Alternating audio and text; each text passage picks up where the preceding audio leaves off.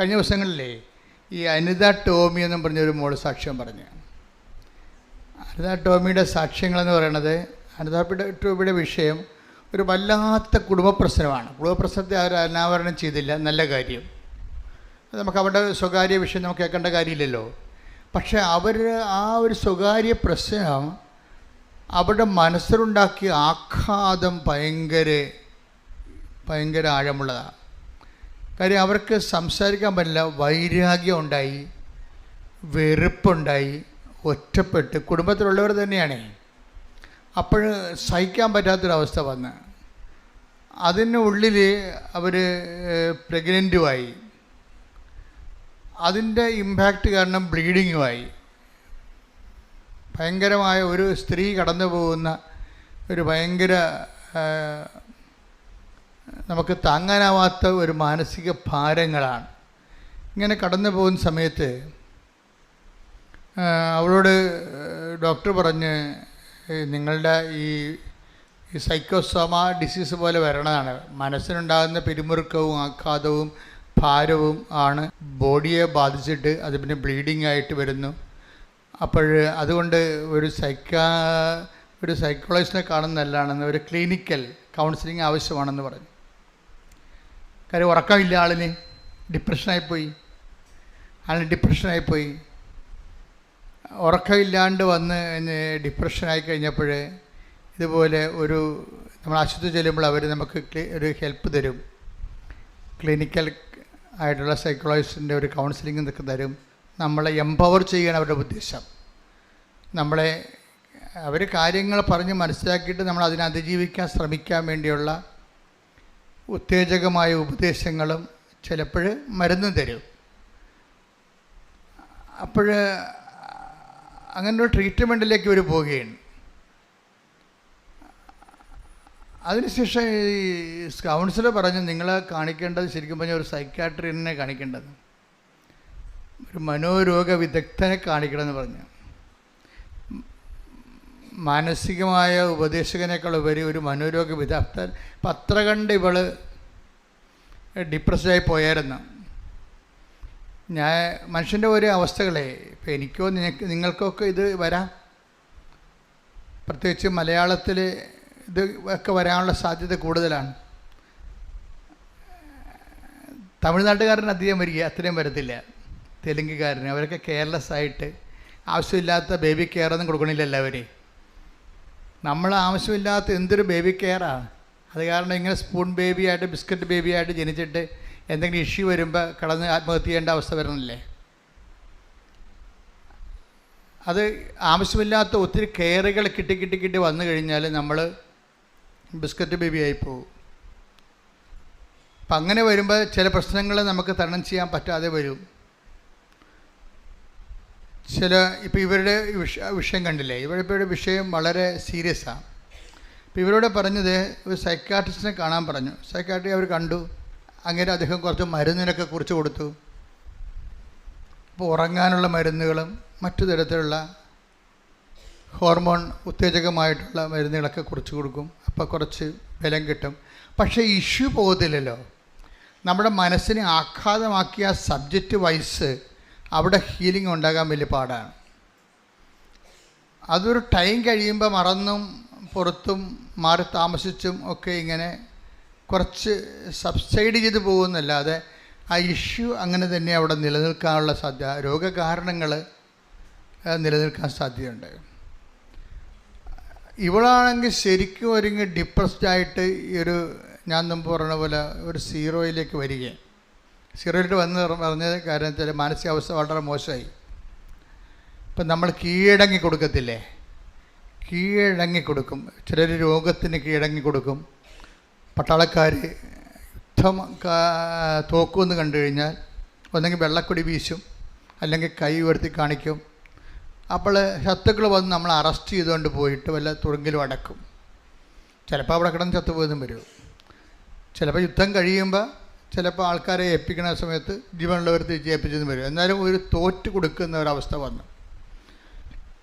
നമ്മൾ തന്നെ തോറ്റ് കൊടുക്കുന്ന അവസ്ഥ. ഇനി ഇതിൽ നിന്ന് രക്ഷപ്പെടേണ്ട എന്ന് വിചാരിക്കും. അതിൻ്റെ ഇടയ്ക്ക് ഒരു പ്രശ്നമുണ്ടായത്, ഇതിൻ്റെ മാസം തികയാതെ പ്രസവിക്കും, 7-ാം മാസം പ്രസവിക്കും. അതൊന്നും അനുജ ടോബിനെ അധികം ചെയ്യണില്ല. കാര്യം മനസ്സ് വളരെയേറെ ഡിപ്രസ്ഡ് ആയിരിക്കുകയാണ്. അപ്പോൾ അതുകൊണ്ട് നമുക്ക് ചുറ്റും നടക്കുന്ന സംഭവങ്ങളെക്കുറിച്ച് ഒത്തിരിയേറെ ആശങ്കകളോ സന്തോഷമോ അങ്ങനെയൊന്നും ഇല്ല. അതാണ് ഡിപ്രഷൻ എന്ന് പറയണത്.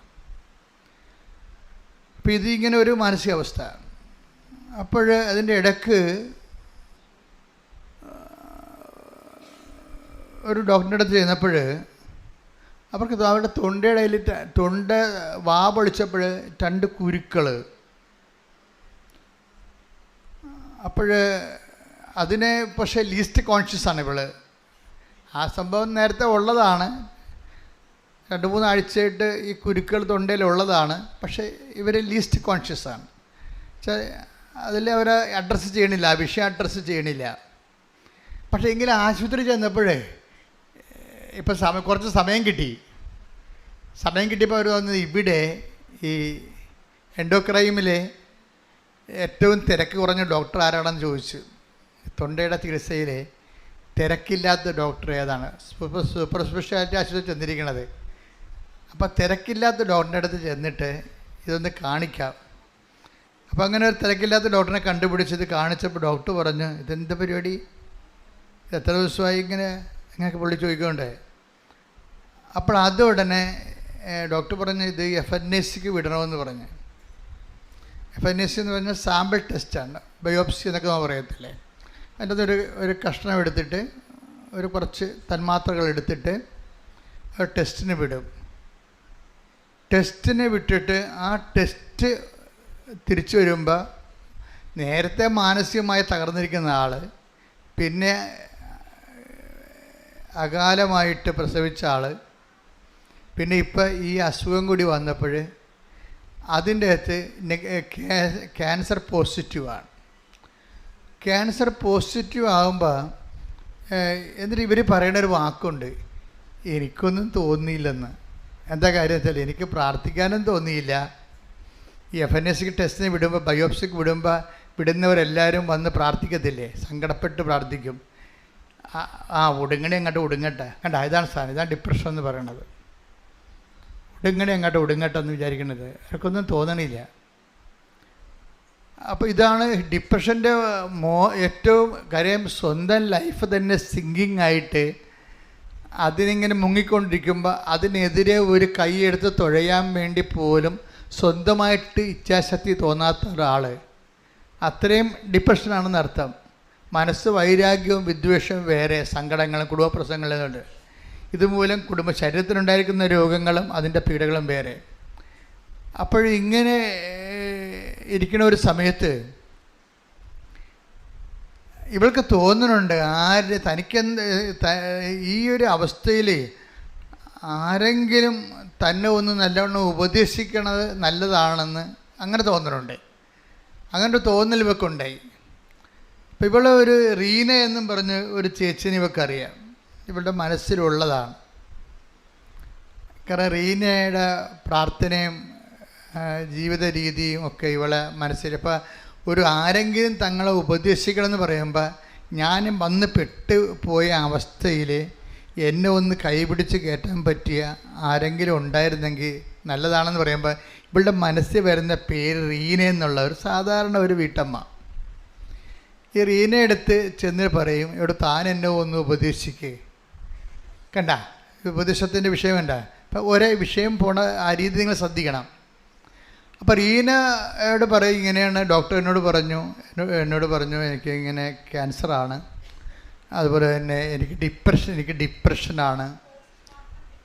അപ്പോൾ അങ്ങനെ വരുമ്പോൾ അപ്പോൾ ഉടനെ റീന ഇത് കേട്ട് പറഞ്ഞു, നിനക്കൊരു ഡിപ്രഷനും ഇല്ലെന്ന് പറഞ്ഞു. ഒറ്റ വാക്ക്, നിനക്കൊരു ഡിപ്രഷനും ഇല്ല, നീ ഇന്ന് തന്നെ കൃപാസനത്തിൽ ചെല്ലേ, അമ്മ ബാക്കി തീരുമാനിക്കട്ടെ എന്ന് പറയും. ഒരു മനുഷ്യൻ്റെ ഒരു വിഷയം സോൾവ് ചെയ്യുന്ന രീതി കണ്ട. ഇപ്പോൾ റീനയെ സംബന്ധിച്ചിടത്തോളം full and full convinced about കൃപാസനത്തെക്കുറിച്ചും അതിൻ്റെ ആധ്യാത്മികതയെക്കുറിച്ചും അവിടെ ചെന്നാൽ ആ കാലൊന്ന് കുത്തിയാൽ അമ്മ ഈ വിഷയത്തിൽ ഇടപെടുമെന്നുള്ളതിനെക്കുറിച്ച് റീനയ്ക്ക് നല്ല ബോധ്യമാണ്. തകർന്നടിഞ്ഞ് വന്നിരിക്കുന്ന ഒരു വ്യക്തിയെ ഒറ്റ വാക്ക് പറഞ്ഞു, നിനക്കൊരു ഡിപ്രഷനുമില്ല, ഒരു ചികിത്സയുമില്ല, ആ മരുന്നെല്ലാം കളാ, നീ കൃപാസനത്തിലല്ലേ, അമ്മ ഈ വിഷയത്തെ തീരുമാനിക്കുമെന്ന് പറയും. അതാണ് ബോധ്യം, മോട്ടിവേഷൻ എന്ന് പറഞ്ഞതാണ്. ഇവർ അന്ന് വന്നില്ല, പിറ്റേ ദിവസം കൃപാസനത്തിൽ വരും. കൃപാസനത്തിൽ വന്ന് ഒരു ഉടമ്പടി എടുക്കും. ഇവർ പറയണതേ, ഉടമ്പടിയുടെ ക്ലാസ് ഞാൻ കൂടിക്കൊണ്ടിരിക്കുമ്പോൾ തന്നെ അത്രയും ദിവസം, നിങ്ങൾക്കറിയില്ല ഉടമ്പടി ക്ലാസ് എന്ന് പറഞ്ഞാൽ എന്താ. ഇപ്പോൾ എൻ്റെ ക്ലാസ് ആയാലും ജോമോളുടെ ക്ലാസ് ആയാലും ക്ലാസ് എന്ന് പറയുന്നത് റെക്കോർഡാണ്. റെക്കോർഡ് ചെയ്തിട്ട് നമ്മളവിടെ കേൾപ്പിക്കണതാണ്. എപ്പോഴും ഞങ്ങൾക്ക് അവിടെ പോയി ക്ലാസ് എടുക്കാൻ പറ്റത്തില്ല. അപ്പോഴേ ഉടമ്പടി ക്ലാസ് കേട്ടപ്പോൾ തന്നെ എൻ്റെ വൈരാഗ്യം പോയി, എൻ്റെ വിദ്വേഷം പോയി, ഞാൻ ആകപ്പാടെ വിശുദ്ധീകരിച്ചത് പോലെയാണ്. Price the Lord. അപ്പോഴേ ഇത് അനേകം മക്കൾക്ക് സംഭവിക്കുന്നതാണ്. കാര്യം ഉടമ്പടിയുടെ ക്ലാസ്സിലാണ് കാര്യങ്ങളിരിക്കുന്നത്. അവിടെ പോയിരുന്നുണ്ട് കടമാമ്പോത്തിനെ പോലെ ഉറങ്ങുന്ന കക്ഷികളുണ്ട്. അതുങ്ങൾ ജീവിതകാലം മുഴുവൻ ഉറങ്ങുകയേ ഉള്ളൂ. പിന്നെ എനിക്ക് സന്തോഷമാണ്, 10 പത്രം ആൾക്കാരൊക്കെ കൊടുക്കുകയല്ല. ഉറങ്ങണവരാണെങ്കിലും പുറത്തിറങ്ങുമ്പോൾ പത്രം കൊടുക്കേണ്ടി വരുമില്ല. കാര്യം പത്രത്തിലല്ലേ പരിശുദ്ധ അമ്മ എല്ലാ സംവിധാനം ചെയ്ത് വെച്ചിരിക്കുന്നത്. ജനങ്ങളെ അറിയിക്കേണ്ടവരെ അറിയിക്കുന്നതും അറിയാത്തവരെ അറിയിക്കുന്നതും ആഴപ്പെടുത്തുന്നതും നിങ്ങളെ പ്രേക്ഷിതരാക്കുന്നതും എല്ലാം ഈ പത്രമെന്ന് പറയുന്ന ദൈവത്തിൻ്റെ സാക്ഷ്യങ്ങളാണ് പകുതി മുക്കാൽ അതിൻ്റെ അകത്തുള്ളത്. പിന്നെ എൻ്റെ ഇതുപോലുള്ള സംസാരങ്ങളും വേറെ ഒന്നും അതിൻ്റെ അകത്ത് ഉണ്ടാകത്തില്ല. കൃപാസനത്തിന് മിഷൻസ് മാത്രമേ ഉണ്ടാകത്തുള്ളൂ. അപ്പോൾ ആ മിഷൻ എപ്പോഴായാലും ഇങ്ങനെ ജനങ്ങളുടെ ഇടയിലേക്ക് ചെല്ലുമ്പോൾ അനേകം ആൾക്കാരെയാണത് ജീവിതത്തിലേക്കും പൊതുജീവിതത്തിലേക്കൊക്കെ കൊണ്ടുവരണത്. അപ്പോൾ ഇത് ക്ലാസ് കേട്ടപ്പോൾ തന്നെ വൈപ്പായി. നിങ്ങൾക്കറിയാമല്ലോ, ഇത് ക്ലാസ് കേൾക്കുമ്പോൾ തന്നെ നമ്മൾ ഭാരങ്ങളെല്ലാം മാറുകയും വിദ്വേഷം മാറുകയൊക്കെ ചെയ്യണമെങ്കിൽ ദൈവത്തിൻ്റെ ഒരു കയ്യൊപ്പുണ്ടാകണം അതിൻ്റെ അകത്ത്. അതാണ് എൻ്റെ അകത്ത് വിഷയം ഇരിക്കുന്നത്. കാര്യം തനിക്കെന്തോ സംഭവിച്ചിട്ടുണ്ട്, താനീ ചെയ്യണതൊന്നും ശരിയല്ല, ദൈവത്തിന് നിരക്കുന്നതല്ലെന്ന് സ്വയമായി ബോധ്യമൊക്കെ ഉണ്ട്. പക്ഷെ അവളോട് കാണിച്ചിരിക്കുന്നത് അനുസരിച്ചിട്ട് വൈരാഗ്യം ഒട്ടും മാറണമില്ല. അങ്ങനെ ഒരു പെട്ടിരിക്കുന്ന ആളെ അവൾ കാണിക്കുന്ന വൈരാഗ്യമോ വിദ്വേഷമോ ഒന്നും ശരിയല്ലെന്നും അതൊക്കെ മാറേണ്ടതാണെന്നും അവൾക്കറിയാം. പക്ഷേ അവളോട് കാണിച്ചിരിക്കുന്ന വ്യക്തികൾ അതിനുള്ള കാരണങ്ങളില്ലാത്ത കൊണ്ടും മനഃപൂർവ്വം ചെയ്തിരിക്കുന്ന കാരണവും അവൾക്ക് അതിൽ നിന്ന് പിന്തിരിയാൻ ഇഷ്ടപ്പെടുന്നില്ല. ഇങ്ങനെ ഒരു കാണാത്ത കയറെ കെട്ടിയിട്ടുള്ള വിഷമസന്ധിയിൽ അങ്ങനെ പെട്ടിരിക്കുന്ന അവസ്ഥയാണ്. പക്ഷെ അവിടെ എന്ത് സംഭവിച്ചിരിക്കുന്നത്, അവിടെ ഇവളുടെ ഒരു ആത്മാർത്ഥത കാരണം ഈ ദൈവം ആദ്യമേ തന്നെ ഇൻസെൻറ്റീവ് എന്ന് പറയും. നമ്മൾ ഇൻസെൻറ്റീവ് ആൻഡ് ഇൻവെസ്റ്റ്മെൻ്റ് എന്ന് പറയുന്നത് ഉടമ്പടിയിലെ ഒരു സംഭവമാണ്.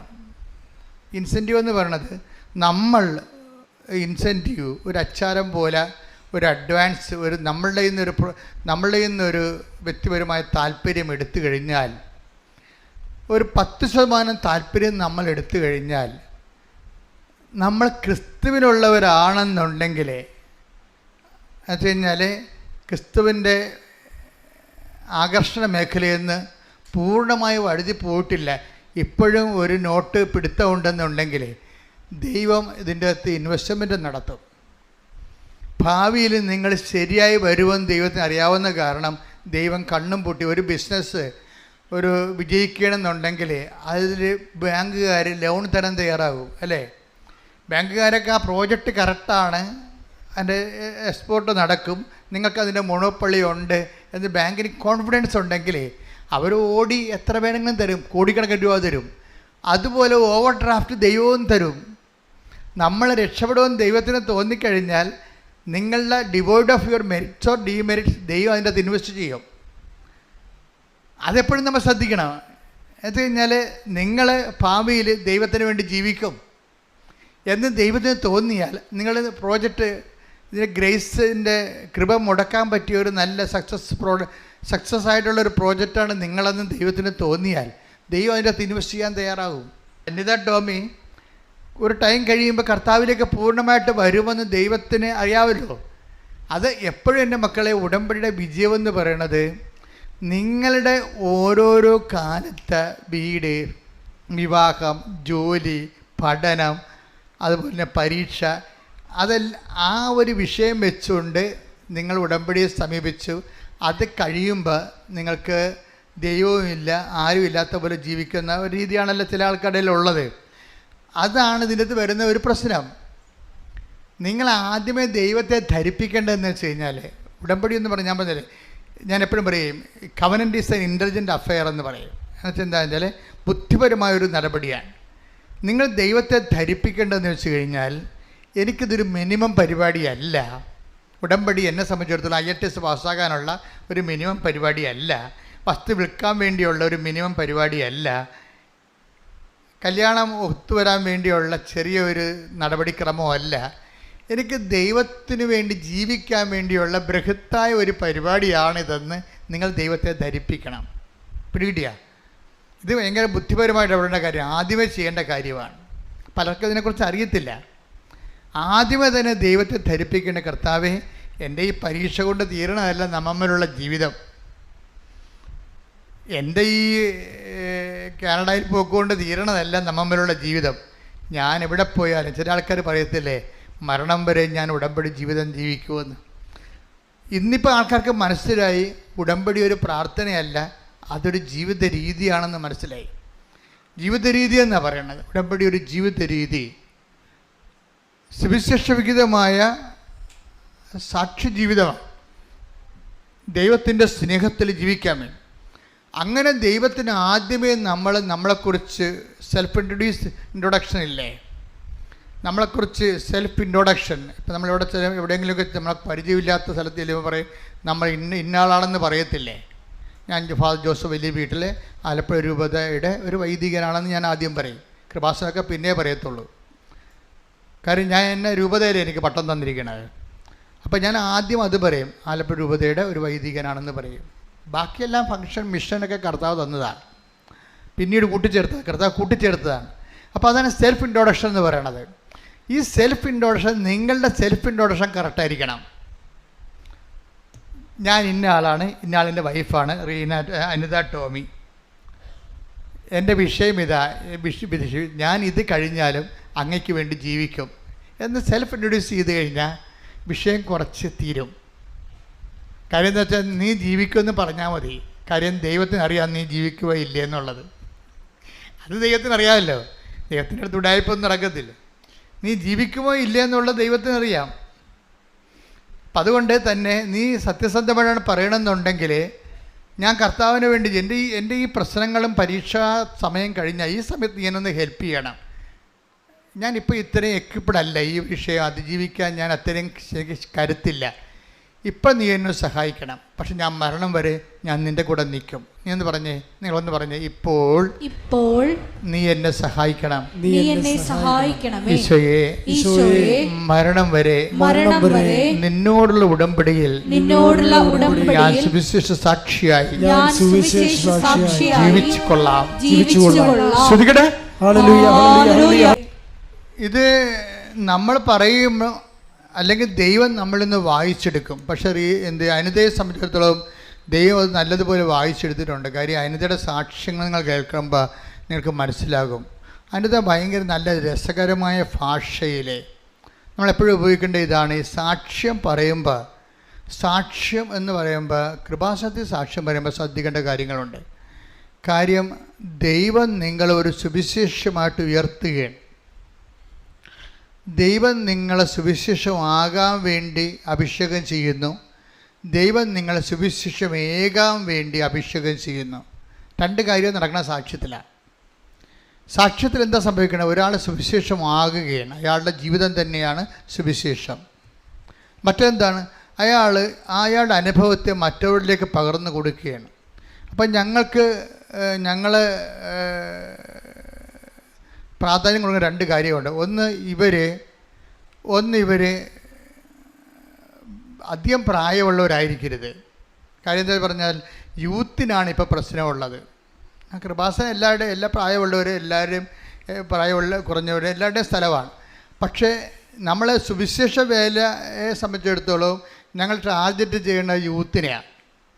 എന്ന് വെച്ചാൽ ഇന്നത്തെ ഒരു കാലത്ത് ദൈവത്തിൽ നിന്ന് അകന്നു പോയിക്കൊണ്ടിരിക്കുന്നത് ആരാണ്?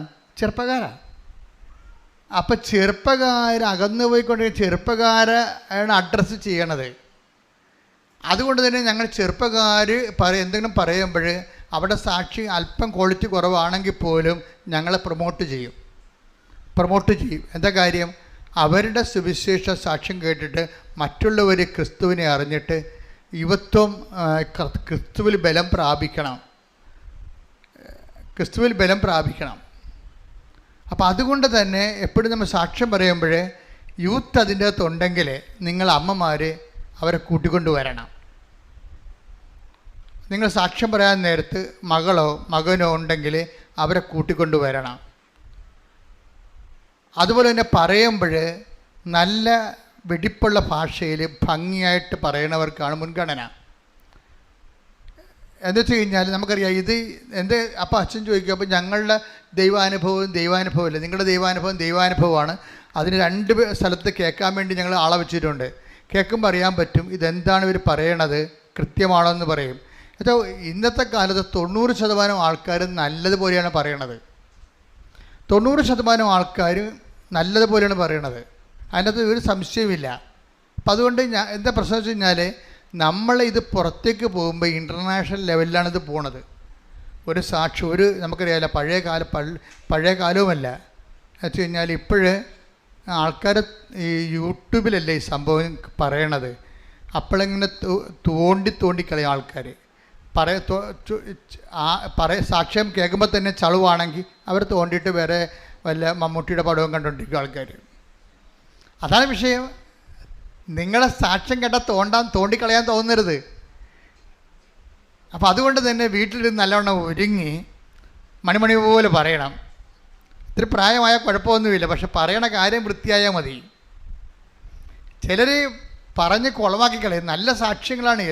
ഈ അലസത വന്ന് എപ്പോഴും എന്നോട് കംപ്ലൈൻറ്റ് പറയും, നല്ല സാക്ഷ്യം വരുന്ന എടുത്ത് പറഞ്ഞ് കുളമാക്കി കളഞ്ഞെന്ന് പറയും. അതെന്താ കാര്യം എന്ന് വെച്ച് കഴിഞ്ഞാൽ നല്ല സാക്ഷ്യമാണ് അവർ പറയണത്, നല്ല അനുഭവമാണ് അവരുടെ. പക്ഷെ പറഞ്ഞു വരുമ്പോൾ അവരെ പ്രിപ്പയർ ചെയ്യുന്നില്ല. അതാണ് പ്രശ്നം. വീട്ടിൽ ഇരുന്നൊക്കെ ഒന്ന് പറഞ്ഞു നോക്കണം. കണ്ണാടിയൊക്കെ എടുത്തിട്ടേ ഒരു കണ്ണാടിയൊക്കെ എടുത്ത് സാക്ഷ്യം പറഞ്ഞു നോക്കണം. അപ്പോൾ നിങ്ങളുടെ മുഖമൊക്കെ എങ്ങനെ വക്കരിക്കണമെങ്കിൽ നോക്കണം, നിങ്ങളുടെ ഭാഷ എങ്ങനെ ഉപയോഗിക്കണം നോക്കണം. അപ്പോൾ ഒന്ന് ടെസ്റ്റ് ഒന്ന് കാര്യം നമ്മളെന്താണ് ഇത് സാക്ഷ്യത്തിന് വേണ്ടി ഒരു പീഠമിട്ടുണ്ടാക്കിയിട്ടിരിക്കുകയാണ്. മതാവിൻ്റെ മുമ്പിൽ നിർത്തിയിരിക്കുകയാണ്. മതാവിൻ്റെ മുമ്പിൽ നിൽക്കലാണ്. പ്രത്യക്ഷീകരണത്തിൻ്റെ സാക്ഷ്യമാണേ. കൃപാസനത്തിൻ്റെ സാക്ഷ്യമെല്ലാം എന്താണ്? അമ്മ ചുറ്റും നടന്ന് അമ്മ ഇവിടെ അല്ലല്ലോ ഇരിക്കണേ. ഇവിടെ വരുന്നവർക്ക് ഇവിടെ, അല്ലാത്തവർക്ക് എവിടെയാണ് അവിടെ ഉള്ളത് അവിടെ ചെന്നിട്ടാണ് ഈ സാക്ഷ്യം ഉണ്ടാക്കുന്നത്. സുഗന്ധലേപനമായാലും ശരി, മഴവില്ലായാലും ശരി, അമ്മയുടെ പ്രത്യക്ഷീകരണമായാലും ശരി, സ്വപ്നമായാലും ശരി, സഞ്ചാരി മാതാവ് സമയത്തിൻ്റെ അധികാരിയായിട്ട് ഈ പ്രത്യക്ഷീകരണ സന്ദേശം എവിടെയാണോ നിങ്ങൾക്ക് വിഷമമുള്ളത് ആ വെന്റിലേറ്ററിൽ പോലും അമ്മ നേരിട്ട് വരികയാണ്. ആ പ്രത്യക്ഷീകരണത്തിൻ്റെ സാക്ഷ്യമാണ് ഇവിടെ പറയണത്. പ്രത്യക്ഷീകരണത്തിൻ്റെ സാക്ഷ്യം എന്ന് പറയുമ്പോൾ ജനകോടികൾക്കും ജന്മാന്തരങ്ങൾക്കും അതൊരു പ്രതീക്ഷയാണ് നൽകണം. പുതിയൊരു കാലത്തെ നീ ഏത് കെട്ടകാലത്താണ് നീ ജീവിക്കണമെന്നുണ്ടെങ്കിലും അമ്മ നിൻ്റെ കൂടെ ഉള്ളിടത്തോളം കാലം നിന്നെ തോപ്പിക്കാൻ ഈ ജീവിതത്തിന് കഴിയത്തില്ല. ദൈവം ജയിക്കും, നീ ജയിക്കും, നിന്നിലൂടെ സുവിശേഷം മുന്നേറും. ശ്രുതികട ഹല്ലേലൂയ.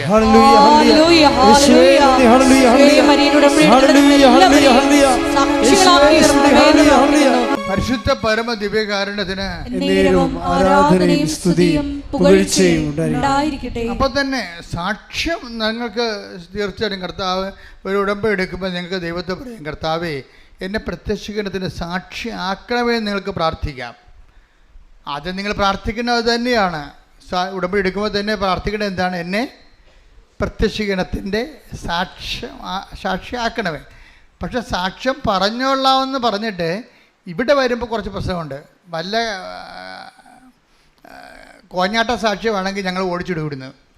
അപ്പോൾ നിങ്ങൾ ഉടനെ മസിൽ പിടിച്ചുകൊണ്ട് പറയും ഞങ്ങൾ സാക്ഷ്യം പറയാൻ നേർച്ച നേർന്നെങ്കിൽ അവിടെ പോയിരുന്ന് പറയാൻ പറയും, ഇവിടെ പറയിപ്പിക്കത്തില്ല.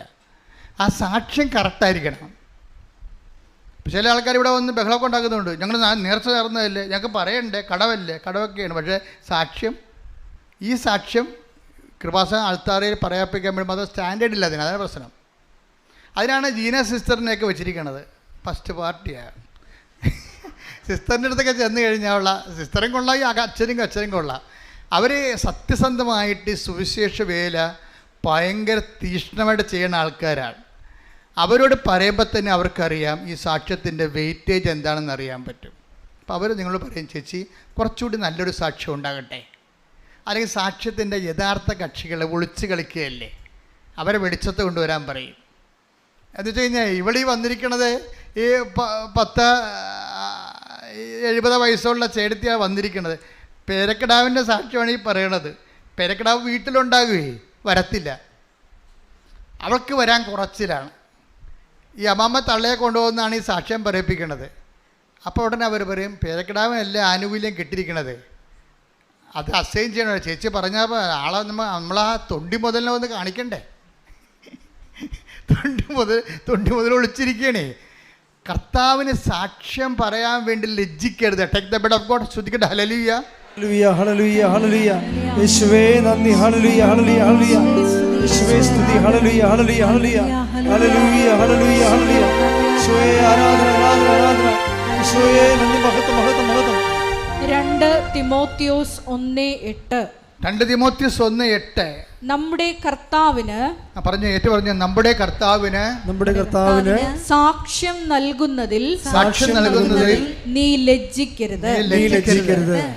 അതാണ് വിഷയം. കാര്യം കർത്താവ് തന്നെയും പല പ്രാവശ്യം പറഞ്ഞിട്ടുണ്ട്, നീ വീട്ടിൽ പോയി നിന്റെ ബന്ധുക്കളോട് പറയണം കർത്താവ് നിനക്ക് എന്താണ് ചെയ്ത് തന്നതെന്ന്.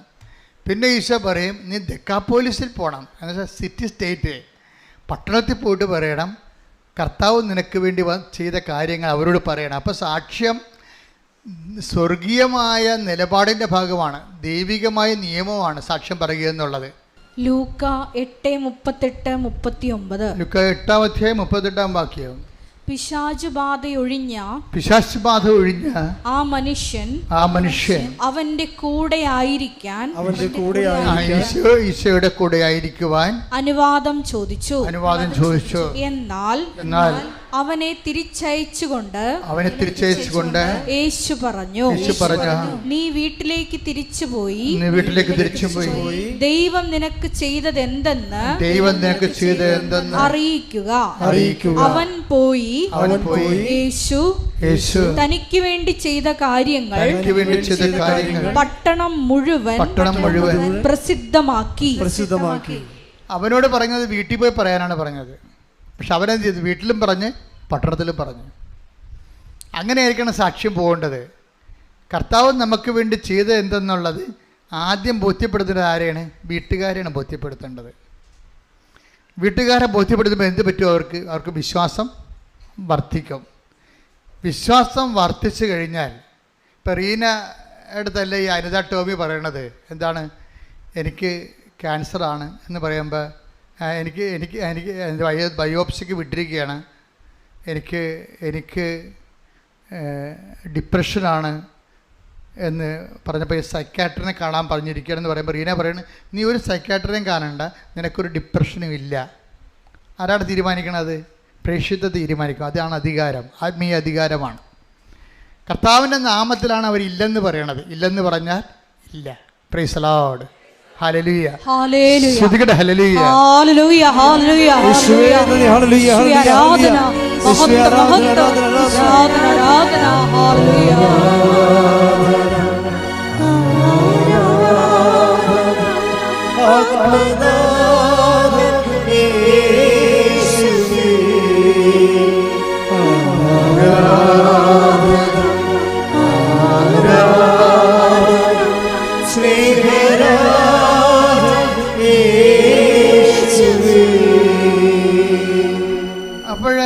അനിത ടോമി വന്നിരുന്നപ്പോൾ തന്നെ ഈശോ അപ്പോൾ തന്നെ ആ ഫയൽ എടുത്തിട്ട് ഒറ്റ ക്ലാസ് കൊണ്ട് വിദ്വേഷം മാറ്റി, അതുപോലെ തന്നെ സങ്കടവും മാറ്റി, കാളെ കഴുകി. അപ്പോൾ ഉടമ്പടി ക്ലാസ് നിസ്സാരമല്ല. ക്ലാസ് നിങ്ങൾ കേൾക്കണം, നല്ലതാണ് എപ്പോഴും. ക്ലാസ് മാത്രമല്ല, അതിൻ്റെ മുഴുവനും ഫോളോ അപ്പ് ആദ്യ ചൊവ്വാഴ്ച ധ്യാനത്തിലാണ് ഉള്ളതേ. അതാണ് ആദ്യ ചൊവ്വാഴ്ച ധ്യാനം കൂടണമെന്ന് പറഞ്ഞതിൻ്റെ കാര്യം. ഈ പല അണ്ണന്മാർ എന്നെ കാണാൻ വരത്തില്ലേ, അപ്പോൾ 5 പുതുക്കിയവരൊക്കെ ഉണ്ടേ. അപ്പം ഞാൻ ചോദിക്കും, കഴിഞ്ഞ ആഴ്ച അച്ഛൻ എന്തിനെക്കുറിച്ചാണ് പറഞ്ഞത്? അപ്പോഴെന്ത് പറയും? പബ്ബ ജബ ജബ. എന്താ സമയം? ഒന്നും പഠിച്ചിട്ടില്ല. ഇവർ ഈ സാധനം വെച്ചിട്ട് വന്നിരിക്കുകയാണ്. എന്താണെന്നറിയാം, ഇവർ തന്നെത്താൻ ഈ ഉടമ്പടിയെ കൊന്ന്, ഇവർ ശരിക്കും പറഞ്ഞാൽ അറസ്റ്റ് ചെയ്യേണ്ടതാണ് ഇവരെ.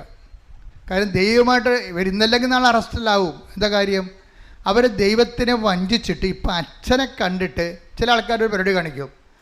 എന്ന് വെച്ച് കഴിഞ്ഞാൽ അവർ കുറേ ഉടമ്പടി ജീവിക്കാനല്ല, പെട്ടെന്ന് വല്ലതും നടക്കാൻ പറ്റുമെങ്കിൽ എടുത്ത് നോക്കാം, ഷോടത്തി എടുക്കണ പോലെ എടുക്കും. അപ്പം അങ്ങനെ എടുത്തിട്ട് ആദ്യത്തെ മാസമൊന്നും സംഭവിച്ചില്ലെങ്കിൽ പിന്നെ ഉടമ്പടി ഉഴപ്പ് വരും. ഉടമ്പടി ഉഴപ്പിയിട്ട് പിന്നീട് എന്തെങ്കിലും ഒരു കാര്യത്തിന് അച്ഛനെ കാണേണ്ട ഒരു ആവശ്യമുണ്ടെന്ന് കണ്ടു കഴിഞ്ഞാൽ അന്ന് കൊണ്ടുവന്ന് പുതുക്കും. അപ്പം ഞാനിവിടെ റീനയെ നിർത്തിയിട്ടുണ്ട്. എന്താ കാര്യം അറിയാമോ? ഇവരെന്നാണ് അവസാനം ഉടമ്പടി പുതുക്കി എടുത്തത്, എന്നാണ് പുതുക്കിയെന്ന് നോക്കാൻ വേണ്ടി. ഇവരുദ്ദേശിക്കുന്നത് എന്താണ്? കാരണം ഓഫീസിൽ തിരക്കിലൊന്നും നോക്കത്തില്ല, ഞങ്ങളിവിടെ നോക്കും. ഞങ്ങൾ നോക്കണത് എന്താണ്? ഉടമ്പടി എടുത്തിട്ട് ഒരു കൊല്ലമായി, പിന്നീട് പുതുക്കണത് ഇന്നലെയാണ്, അല്ല ഇന്നാണ്. ഇന്ന് ഇവർ അച്ഛനെ കാണാൻ വന്നിട്ടുണ്ട്. അതിൻ്റെ അർത്ഥം എന്താണ്? അച്ഛനെ കാണാൻ വേണ്ടിയാണ് ഇവർ പുതുക്കിയിരിക്കണമെന്നല്ലേ, ഉടമ്പടി ജീവിക്കാനല്ല. അപ്പോൾ ഞാൻ പറയും, നിങ്ങൾ ഉടമ്പടി ഒരു കൊല്ലമായിട്ട് ജീവിച്ചിട്ടില്ല, ഇപ്പോൾ എന്നെ കണ്ടു പോകുമ്പോൾ നിങ്ങൾ ജീവിക്കുമെന്ന് എനിക്ക് ഉറപ്പില്ല, അതുകൊണ്ട് വന്ന വണ്ടി തന്നെ യൂട്ടേൺ അടിച്ച് പോയിക്കൊള്ളാൻ പറയും. അതെന്താ? വളരെ ശ്രദ്ധിക്കണം. അത് ദൈവത്തെ പറ്റിക്കാൻ വേണ്ടി നിങ്ങൾ ഉടമ്പടി എടുക്കരുത്. കാര്യം ഉടമ്പടി എന്ന് പറയുന്നത് ഏത് കാലത്തെയും സത്യസന്ധമായ ഒരു ജീവിതക്രമമാണ്. അതിൽ നമ്മൾ സത്യസന്ധമായിട്ടാണ് ഇൻവെസ്റ്റ് ചെയ്യണമെന്നുണ്ടെങ്കിൽ നിങ്ങൾ പറഞ്ഞ സ്ഥലത്ത് നിൽക്കത്തില്ല ഈ സംഭവം.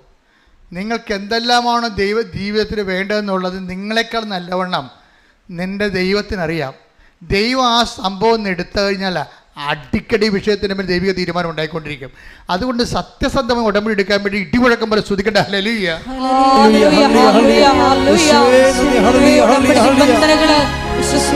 പാലിക്കാനുള്ള അധിക അഭിഷേകം ഞങ്ങൾക്ക് നൽകണമേ, അധിക കൃപ നൽകണമേ.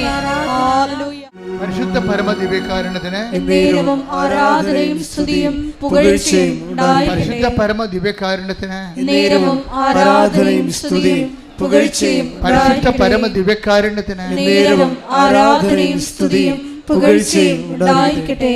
അപ്പോൾ ആ ക്ലാസ്സിൽ തന്നെ കർത്താവ് അവളെ വിശുദ്ധീകരിച്ചു. അവളുടെ വിദ്വേഷമെല്ലാം പോയി, അവളുടെ ദേഷ്യമെല്ലാം മാറി. അവൾ ശരിക്കും ഒരു വിശുദ്ധിയിലേക്ക്, അവൾ ഒറ്റ ക്ലാസ് കൊണ്ട് തന്നെ അവൾ വിശുദ്ധീകരിക്കപ്പെട്ടു. ഇവളുടെ ഈ മെഡിക്കൽ ചീട്ടുണ്ടായത് കാരണം അന്ന് തന്നെ ആൾക്കാർ വന്ന് എന്നെ കാണാൻ ഒരു അവസരം കിട്ടി. അന്ന് ഈ സബ്ജക്റ്റിനെ കുറിച്ചൊന്നും അറിയത്തില്ലല്ലോ. ഞാൻ അവളുടെ FNE ഈ ബയോപ്സിക്ക് വിട്ടി തൊണ്ടയിൽ ബയോപ്സി FNS ചെയ്തപ്പോഴും ഒരു മുഴയല്ല 3 മുഴയുണ്ട്. ഒരു മുഴ ക്യാൻസറസ് ആണ്. അത് നമ്മൾ അറിയപ്പെടാതിരുന്ന മുഴയാണ് ക്യാൻസറസ്. അതിൻ്റെ സാമ്പിൾ ടെസ്റ്റിൽ ക്യാൻസറസ് ആണത്. അപ്പോൾ ക്യാൻസറസ് ആയിട്ട് ഇവിടെ വരണത്. പക്ഷെ ഞാനിത് ഇവളുടെ ഈ മെഡിക്കൽ പേപ്പർ കൊണ്ടുപോയി അമ്മയുടെ മധ്യസ്ഥന് വെച്ചു. പ്രത്യക്ഷീകരണ പ്രാർത്ഥനയുടെ പ്രധാനപ്പെട്ട പ്രസക്ത ഭാഗങ്ങൾ ചൊല്ലി ഈശോൻ്റെ അടുത്ത് കൊണ്ടുപോയി വെച്ച് വിശ്വപ്രമാണം ചൊല്ലി. നിങ്ങൾ ഓർക്കുന്നുണ്ടോ ഞാനതിൻ്റെ വലിയ ആനക്കായ പ്രാർത്ഥനയാണ് ചെല്ലണമെന്ന്? ഇല്ല, പ്രാർത്ഥനയെല്ലാം കത്തോലിക്ക സഭയുടെ പ്രാർത്ഥനയുള്ളൂ. ആ വിശ്വാസ പ്രമാണം. പിന്നെ ഒരു പ്രശ്നം എന്ന് പറയുന്നത് വിശ്വാസ പ്രമാണമൊക്കെ ചെല്ലുമ്പോൾ നമ്മൾ തമ്മിൽ ചെല്ലുമ്പോൾ ഇത് വ്യത്യാസം ഉണ്ടാകുന്നേ ഉള്ളൂ. കാര്യം നിങ്ങളിത് പ്രാർത്ഥനയായിട്ട് പട്ടിക പോലെ ചെല്ലുകയാണ്. ഒന്നിൻ്റെ നന്തണ്ടേ, മനസ്സിലല്ലേ? ഏക ദൈവത്തെ ഞാൻ വിശ്വസിക്കുന്നു. ഏക ദൈവം 10,000 നമുക്കെന്താണെന്ന് മനസ്സിൽ എന്താണ് പറയണമെന്നൊക്കെ കുറിച്ചൊരു ഐഡിയ ഇല്ലേ? ഏക ദൈവത്തിൽ വിശ്വസിക്കുമെന്ന് പറയുമ്പോഴേ ഏകമായാൽ എന്ത് 10,000 എന്ത് ദൈവമല്ലേ, വിശ്വസിച്ചാൽ പോരെ. ഇങ്ങനെ ഒരു വാർത്താ മട്ടിലാണ് നിങ്ങൾ ഈ വിശ്വാസം കൈകാര്യം ചെയ്യണത്. ഞങ്ങൾ ഏകമെന്ന് പറഞ്ഞു കഴിഞ്ഞാൽ ദശാംശത്തിൽ പോലും 0 അത് ഷാർപ്പായിരിക്കും. കാര്യം ഞാൻ ഒരു മനുഷ്യന് ഏക ദൈവത്തെ വിശ്വസിക്കണമെന്ന് ഒറ്റ വാക്ക് ചങ്ക് കൊണ്ട് പറഞ്ഞാൽ തീരാവുന്ന പ്രശ്നമേ ഇന്ന് മനുഷ്യനെ ഉണ്ടായിട്ടുള്ളൂ. അതാണ് ഞാൻ ഈ കൃപാസന ശുശ്രൂഷ കൊണ്ട് പഠിച്ചെടുത്തത്. അപ്പോൾ ഒരു സാധനം എന്ത് പറയുന്നു എന്നുള്ളക്കുപരി ആര് പറയുന്നു എന്നുള്ളതും പ്രശ്നമാണ്. നമ്മൾ എന്ത് പറയുന്നു എന്നുള്ളത് പോലെ തന്നെ പ്രശ്നമാണ് ആര് പറയുന്നു എന്നുള്ളത്. ഞാൻ എപ്പോഴും നിങ്ങളോട് പറയും, നിങ്ങളുടെ വാല്യൂ ആഡ് ചെയ്യണമെന്ന് പറയും. എന്ന് വെച്ച് കഴിഞ്ഞാൽ വാല്യൂ ആഡ് ചെയ്യുക വെച്ച് കഴിഞ്ഞാൽ നമ്മളുടെ കഴിഞ്ഞകാല ജീവിതങ്ങൾ സുവിശേഷത്തിന് വേണ്ടി നമ്മൾ കട്ട സഹിച്ചത്. ഇപ്പോൾ ഇവളെന്ത് ചെയ്ത്, അനിത ടോമി എന്താ ചെയ്തിരിക്കണത്? ക്ലാസ് കേട്ടപ്പോൾ എന്ത് ചെയ്ത്, ക്ലാസ് കേട്ട് കഴിഞ്ഞപ്പോൾ ഇവൾ പോയി കുമ്പസാരിച്ച്. ക്ലാസ് കേട്ടപ്പോൾ കുമ്പസാരിക്കണമെന്ന് വെച്ച് കഴിഞ്ഞാൽ ഈ കുഴാഴ്ച കുമ്പസാരമല്ല. കുഴാഴ്ച കുമ്പസാരം അറിയാമല്ലോ, ചത്തവർക്ക് വേണ്ടി മരിച്ചവർ കുമ്പസാരിക്കണത്. അതായത് ഒരു പശ്ചാത്താപം കാണത്തില്ല പിശാചിന്. അച്ഛൻ കുമ്പസാരം കൂട്ടിയിരിക്കണ കാരണം അവിടെ പോയി എന്തെങ്കിലും പറയണമെന്ന് ചോദിച്ചാൽ പണ്ടത്തെ പട്ടിക പറഞ്ഞാൽ പോകും. എൻ്റെ അടുത്താണെങ്കിൽ അപ്പം അപ്പോൾ പിടിവരുവാവും.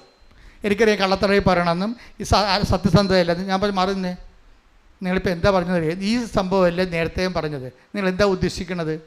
മരിച്ചവരുടെ ആത്മശാന്തിക്ക് വേണ്ടിയാണോ ഇത് കുമ്പസാരിക്കണത്? ഇത് സത്യമായ സന്തതമായ കുമ്പസാരമാണോ? ഞാൻ ചോദിക്കും. എന്താ കാര്യം വെച്ച് കഴിഞ്ഞാൽ എൻ്റെ ഉദ്ദേശം എന്താണ്? ഇവരെ കുമ്പസാരിപ്പിക്കുക എന്നുള്ളതിനേക്കാൾ ഉപരി ഇവരെ വിശുദ്ധീകരിക്കുക, സുവിശേഷത്തിൻ്റെ സാക്ഷിയാക്കുകയാണ്. അത് നല്ല. ഇപ്പം നിങ്ങളോട് ശാന്തമില്ലാതെ സംസാരിച്ചെങ്കിൽ ഞാൻ ജനങ്ങളോട് സൗമ്യമായിട്ട് സംസാരിക്കത്തുള്ളൂ.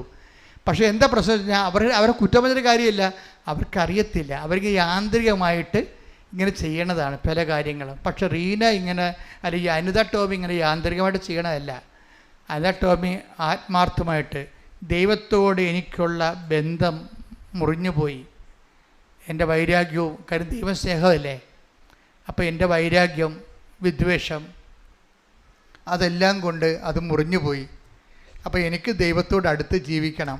സങ്കടമാണ് ആളിനെ. കണ്ട, ഒരാളിൻ്റെ ഇപ്പോൾ കുമ്പസാരത്തിൽ മിനിമം പശ്ചാത്താപം ഇല്ലെങ്കിൽ നിങ്ങൾ കുമ്പസാരത്തിൽ എന്താ കാര്യമിരിക്കണം? ഏറ്റവും മനുഷ്യന് വേണ്ടത് അതാണ് പാപങ്ങളെല്ലാം ക്രമമായി ഓർക്കണത്, ചെയ്ത പാപത്തെക്കുറിച്ച് പശ്ചാത്തപിക്കുന്നത്. അതാണ് നല്ല കുമ്പസാരം. എവിടെ എഴുതി വെച്ചിട്ടുണ്ട്. നോമ്പ് കാലമായതുകൊണ്ട് കർത്താവ് എന്നിലൂടെ നിങ്ങളോട് ഇതെല്ലാം പറഞ്ഞു തരികയാണ്. മനസ്സിലായില്ലേ? അപ്പം അതുകൊണ്ട് ഇതെല്ലാം കൃത്യമായിട്ട് ചെയ്യണം. അപ്പം ഈ അനിത ടോമിയുടെ കുമ്പസാരം കഴിഞ്ഞപ്പോൾ കുമ്പസാരക്കാരൻ പറഞ്ഞു, അനിതേ, നിനക്ക് പ്രശ്നങ്ങളുണ്ട്, പ്രയാസങ്ങളുണ്ട്, അതെല്ലാം ശരിയാണ്. നീ ഒത്തിരിയേറെ തെറ്റിദ്ധരിക്കപ്പെട്ടിട്ടുണ്ട്, ഒറ്റപ്പെട്ടിട്ടുണ്ട്, സങ്കടപ്പെട്ടിട്ടുണ്ട്, അതൊക്കെ ശരിയാണ്. നിനക്ക് എന്തുകൊണ്ട് നമ്മുടെ കർത്താവിൻ്റെ പീഡാനുഭവങ്ങളോടുകൂടെ ഇതങ്ങോട്ട് കൂട്ടിവെക്കാൻ പാടില്ല? എന്തുകൊണ്ട് നിനക്ക് നമ്മുടെ കർത്താവ് വല്ല തെറ്റും ചെയ്താ? ആരുടെങ്കിലും കടുത്തേക്ക് കയറിയാ? ആരെങ്കിലും നിന്ദിക്കുന്ന വല്ലതും ചെയ്താ? ആരെങ്കിലും ഉപദ്രവിച്ച? ഒരു തെറ്റും ചെയ്യാതെ അല്ലേ കർത്താവ് ഇത്രയും അനുഭവിച്ചത്? അപ്പം നിൻ്റെ അനുഭവങ്ങളെ കർത്താവിൻ്റെ പീഡാനുഭവത്തിൽ കൂട്ടിവെക്കുമ്പോൾ നീ കർത്താവിൻ്റെ രക്ഷണീയമായ കൃത്യത്തിൽ പാപശാപത്തിന് വേണ്ടിയുള്ള കർത്താവിൻ്റെ പീഡാസഹനങ്ങളിൽ നീ പങ്കെടുക്കുകയല്ലേ ചെയ്യണത്. അപ്പോൾ പരമപിതാവ് പ്രസാദിച്ച് കർത്താവിന് കൃപ കൊടുത്ത പോലെ നിന്നെയും കർത്താവ് കൃപ തന്ന് അനുഗ്രഹിക്കുക. എന്ത് സുന്ദരമായ ഉപദേശമാണ് ആ ഉപദേശം. അനിത ടോമി അങ്ങനെ തന്നെ ഇങ്ങനെ പറയുകയാണത്. ഇവളെ സൈക്കാട്രിസ്റ്റ് ട്രീറ്റ്മെൻറ്റ് വിട്ട ആളാണേ. റീനയാണ് വഴി പിരിച്ചിട്ട് കറക്റ്റ് ട്രീറ്റ്മെൻറ്റ് വിടണത്. റീനയാണ് പറഞ്ഞത് നിൻ്റെ കാര്യം കൃപാസനം മാത്രം നോക്കിക്കൊള്ളൂ എന്ന് പറഞ്ഞ്, നിനക്കൊരു ഡിപ്രഷൻ ഇല്ലെന്ന് പറഞ്ഞ്. ഇപ്പം എന്നാ പറ്റി? ഒരു കുമ്പസാരം കൂടി കഴിഞ്ഞപ്പോൾ ആൾ ഊക്കിയായി. അതിനുശേഷമാണ് വന്ന് അച്ഛനെ കാണുന്നത്. കണ്ടു കഴിയുമ്പോൾ ഞാനെന്ത് ചെയ്യണത്, ഞാൻ ഈ സംഭവം എടുത്തിട്ട് ഇവളുടെ ക്യാൻസർസ് ആയിട്ടുള്ള റിപ്പോർട്ട് അമ്മയെടുത്ത് കൊണ്ടേ കൊടുക്കും. അമ്മയുടെ മധ്യസ്ഥമല്ലേ, ആ പച്ച മഷി കൊണ്ട് ഒന്ന് വരച്ചേക്കാൻ പറയും. കാര്യം എന്താണ്, അവൾ ജീവിക്കാൻ തുടങ്ങിയതല്ലേ ഉള്ളവൾ.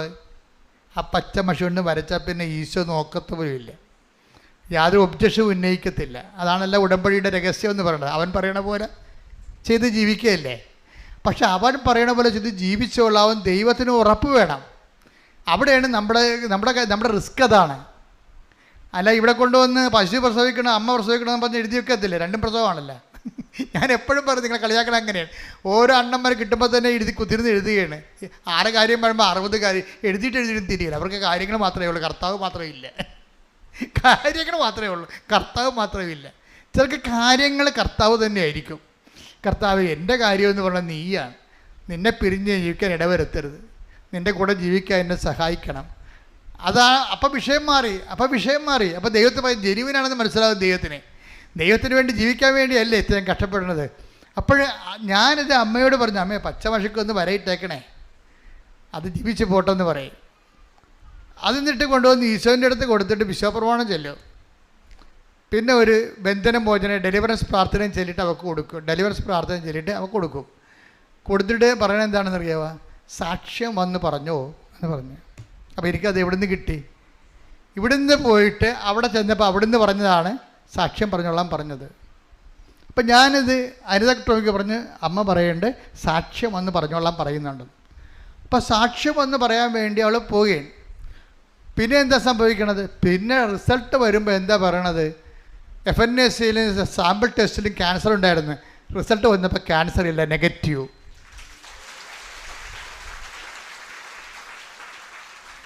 അപ്പോൾ ഇതാണ് ഉടമ്പടി. പക്ഷേ ഉടമ്പടിയിലെന്ന് പറയണത് ഞാൻ എന്തുകൊണ്ടാണ് നിങ്ങളോട് ഇങ്ങനെ പറയണത്, ശാസിച്ചൊക്കെ സംസാരിക്കണമെന്ന് വെച്ച് കഴിഞ്ഞാൽ നിങ്ങളോട് വഴക്കുണ്ടാവുള്ളതല്ല, നിങ്ങളെ ഈ അലംഭാവവും ആലസ്യവും മാറ്റിയിട്ട് വൃത്തിയും മെനയുമായിട്ട് കുറച്ച് സീരിയസ് ആയിട്ട് ഉടമ്പടിയിലോട്ട് വരണം. അതിനാണ് ഞാൻ വഴക്കുണ്ടാക്കുന്നത്. അല്ല വേറെ പ്രശ്നങ്ങളൊന്നുമില്ല. അച്ഛൻ്റെ സ്വഭാവം ഇതാണെന്ന് നിങ്ങൾ പറഞ്ഞ കാര്യമില്ല. കാര്യം എൻ്റെ സ്വഭാവം ഇതല്ല, ഞാൻ വളരെ സൗമ്യയോട് സംസാരിക്കുന്ന ആളാണ്. പക്ഷേ എൻ്റെ പ്രോബ്ലം എന്ന് വെച്ച് കഴിഞ്ഞാൽ നിങ്ങൾ ഉഴപ്പായിട്ട് പലപ്പോഴും തോന്നിയിട്ടുണ്ട് പലരും. അവരൊരു സൈഡ് ആരെങ്കിലും പറഞ്ഞപ്പോൾ കേട്ട് എന്നാൽ ഇപ്പം അവർക്ക് ഞങ്ങളുടെ കിഴക്കേ വീട്ടിൽ കിട്ടിയ അനുഗ്രഹം, പടിഞ്ഞാറേ വീട്ടിൽ കിട്ടിയ അനുഗ്രഹം, ഇനിയിപ്പോൾ നമ്മൾ മാത്രം, ഇനിയിപ്പോൾ നമുക്കായിട്ട് കുറയേണ്ട കാര്യം നമുക്കും പോയി എന്നാൽ നീയും ഉടമ്പടി എടുക്കണമെന്ന് പറയും. ഈ ഉടമ്പടി തുടങ്ങിയ കാലം 2015. 2016 ഒരു ചേടത്തി വന്നായിരുന്നു ഇവിടെ. ഒരു മോള് പൂങ്കാവിൽ പോകാൻ പോണ വഴിക്കാണ് ഇവിടെ വന്ന്. അപ്പോൾ ഇവിടെ വന്നിട്ട് കലവൂർ ഇറങ്ങി അരക്കിൽ ചെമ്മീൻ മേടിച്ചു, ചന്തയെന്ന് ചെമ്മീനും മേടിച്ച് ഇവിടെ വന്ന് നിൽക്കുക. അപ്പോൾ എന്നിട്ട് ഇവിടെ വന്ന് ഉടമ്പടി എടുത്ത്. അപ്പോൾ പറഞ്ഞേ എൻ്റെ കൊച്ചെ ഒന്ന് വെറുതെ വേഗം വിടണുണ്ടാക്കി ചെമ്മീൻ ചീഞ്ഞു പോകുന്നു. എന്ത് പറയാനാണ്? അങ്ങനെയുള്ള ആൾക്കാർ ഉടമ്പടി എടുത്തിട്ടുണ്ട് പണ്ട്. പക്ഷെ അന്ന് കൗൺസിലേഴ്സ് ഒക്കെ കൃത്യമായിട്ട് അവരെ പറഞ്ഞ് കൃത്യമായിട്ട് മനസ്സിലാക്കി അവരെ കറക്റ്റ് ചെയ്താണ് വിട്ടിട്ടുണ്ടത്. അപ്പോൾ അവർ സൈഡായിട്ട് പോകുന്ന വഴിക്ക് എന്നാൽ ആലപ്പുഴ അളിയൻ്റെ വീട്ടിൽ പോകുകയല്ലേ എന്നൊരു ഉടമ്പടി എടുത്തേക്കാന്ന് പറഞ്ഞു. അങ്ങനെ വഴിക്ക് പോകുന്ന വഴിക്ക് കയറിയാൽ ഉടമ്പടി വർക്കൗട്ട് ചെയ്യത്തില്ല. അതുകൊണ്ടാണ് നമ്മളിവിടെ അച്ഛന്മാർക്കെല്ലാം നിർദ്ദേശം കൊടുത്തിട്ടുണ്ട്, വന്ന ആൾക്കാരെ പ്രാർത്ഥിക്കാൻ നിൽക്കരുതെന്ന് പറഞ്ഞിട്ടുണ്ട്. ഈ അകത്ത് ഇത് പെരുവഴിയല്ലേ, നാഷണൽ ഹൈവേ അല്ലേ, ആ പോണ വഴിക്ക് ഇവിടെ ആൾ കൂടി നിൽക്കണം. ഇതെന്താ ഇവിടെ കൃപാസനം ആണോ എന്നൊന്ന് ഇറങ്ങിയേക്കാം. അവിടെ അപ്പുറത്ത് പോയി ചായയും കുടിച്ച് ഇവിടെ വരുമ്പോഴാണ് അച്ഛനിരിക്കണം. അങ്ങനെ തലേന്ന് കാണിച്ചേക്കും. പേരെന്താ? കൃപാസനത്തിൽ വന്നത് പ്രാർത്ഥിച്ചെന്ന പേര്. എന്ത് ഇവൻ്റെ മിക്കവാറും പൊറുക്കാൻ കഴിക്കണം, മരിക്കാനാകും.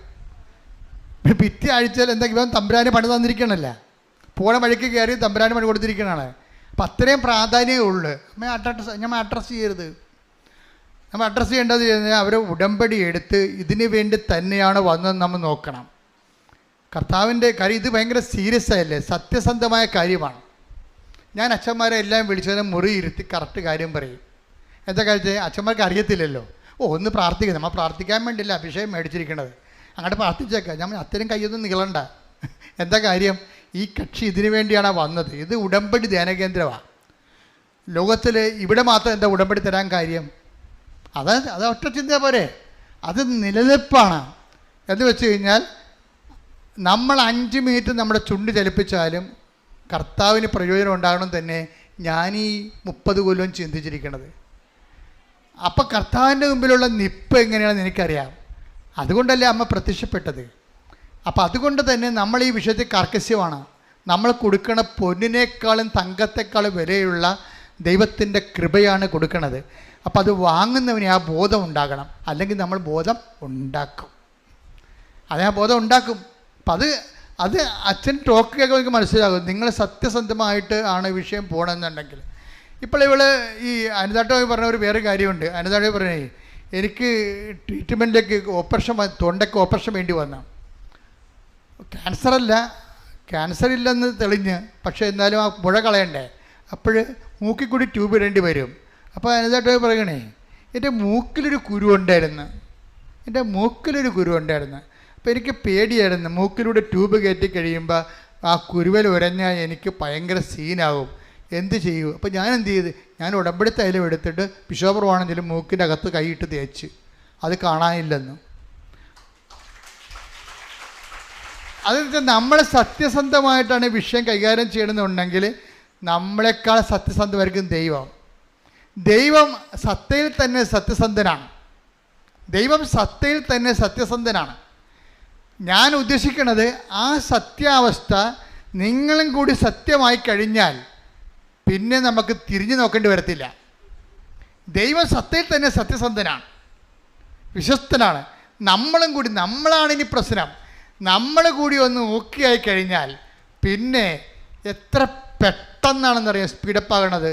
സാക്ഷ്യങ്ങൾ പ്രാർത്ഥിക്കുക. കർത്താവായ ദൈവമേ, കർത്താവായ ദൈവമേ, അങ്ങ് ഈ സത്തയിൽ തന്നെ സത്യസന്ധനാണ്. അങ്ങയുടെ നാമത്തിലെ സുവിശേഷം ജീവിക്കുമ്പോഴേ എനിക്കും സത്യസന്ധത പാലിച്ചുകൊണ്ട് ഉടമ്പടിയിൽ ജീവിക്കുവാൻ എന്നെ സഹായിക്കണമേ. ശ്രദ്ധിക്കട്ടെ. ദൈവമേ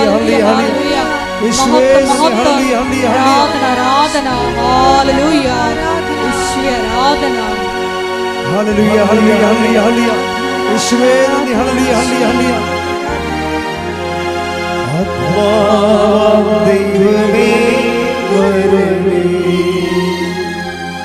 എന്റെ ഉള്ളിൽ വസിക്കാൻ വരണേ.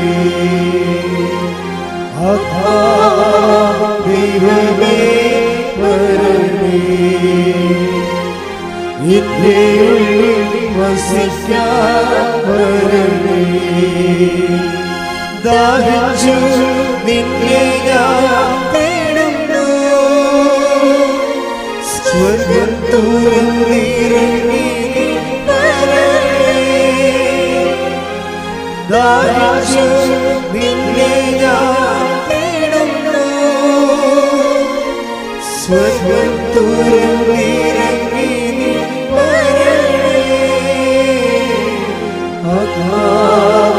ദൈവമേ വരണേ, എന്റെ ഉള്ളിൽ വസിക്കാൻ വരണേ. പരിശുദ്ധ പരമദിവ്യകാരുണ്യത്തിന് ആരാധനയും സ്തുതിയും പുകഴ്ചയും ഉണ്ടായിരിക്കട്ടെ. പരിശുദ്ധ പരമദിവ്യകാരുണ്യത്തിന് ആരാധനയും സ്തുതിയും പുകഴ്ചയും ഉണ്ടായിരിക്കട്ടെ. ഇനി അനിത ടോമി പറയുന്ന മൂന്നാമത്തെ കാര്യമുണ്ട്.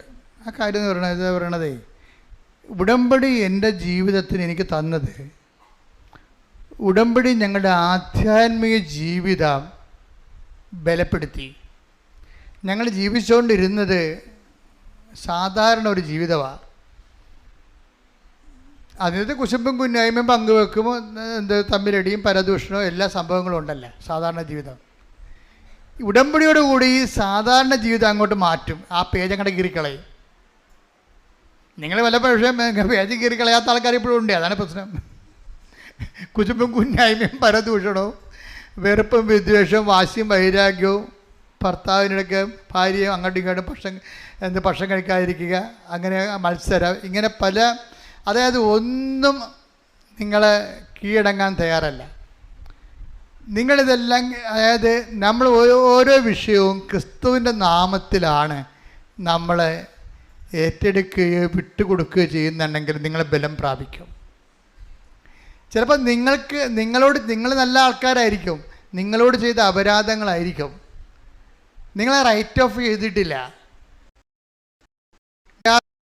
എഴുതി തള്ളാത്തോടത്തോളം കാലം ആ തിന്മയിൽ നിങ്ങൾ നിൽക്കുകയാണ്. നിങ്ങളുടെ ശത്രു നിങ്ങളോട് ചെയ്ത തിന്മയിൽ തന്നെ നിങ്ങൾ നിൽക്കുകയാണ്.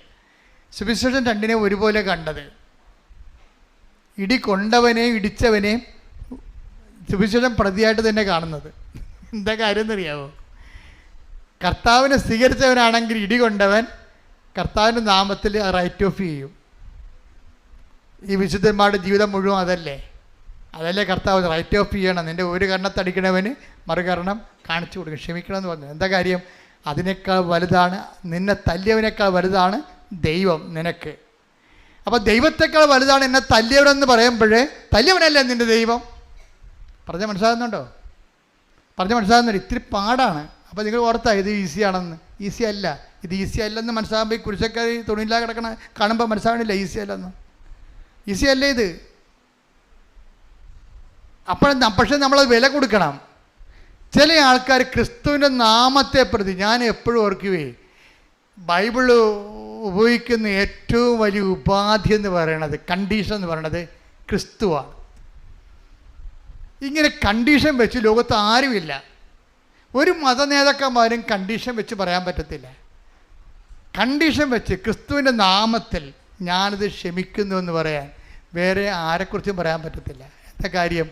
അവൻ നമുക്ക് വേണ്ടി അതുപോലെ ക്ഷമിച്ചത് കൊണ്ടാണ്, നമുക്ക് വേണ്ടി അതുപോലെ സഹിച്ചത് കൊണ്ടാണ്, അവൻ്റെ സഹനത്തെ പിതാവ് ഏറ്റെടുത്ത് അവൻ ഉയർത്തെഴുന്നേൽപ്പിച്ചത് കൃപയും മഹത്വവും മാറ്റിയത് കൊണ്ടാണ് അവൻ വിലയുള്ളവനായി മാറണത്. അതുകൊണ്ട് നമ്മുടെ സഹനങ്ങൾ, നമുക്ക് പരാജയം തന്നവർ, നമ്മളെ സങ്കടപ്പെടുത്തിയവർ, അവരോട് നമ്മൾ ക്രിസ്തുവിൻ്റെ നാമത്തിൽ, അവൻ്റെ നാമത്തിലാണ് എല്ലാ സംഭവവും. അപ്പോഴേ ഒരു ഉടമ്പടിയോടുകൂടി അവൻ്റെ നാമത്തിൽ നമ്മളെല്ലാം എഴുതി തള്ളുകയാണ്.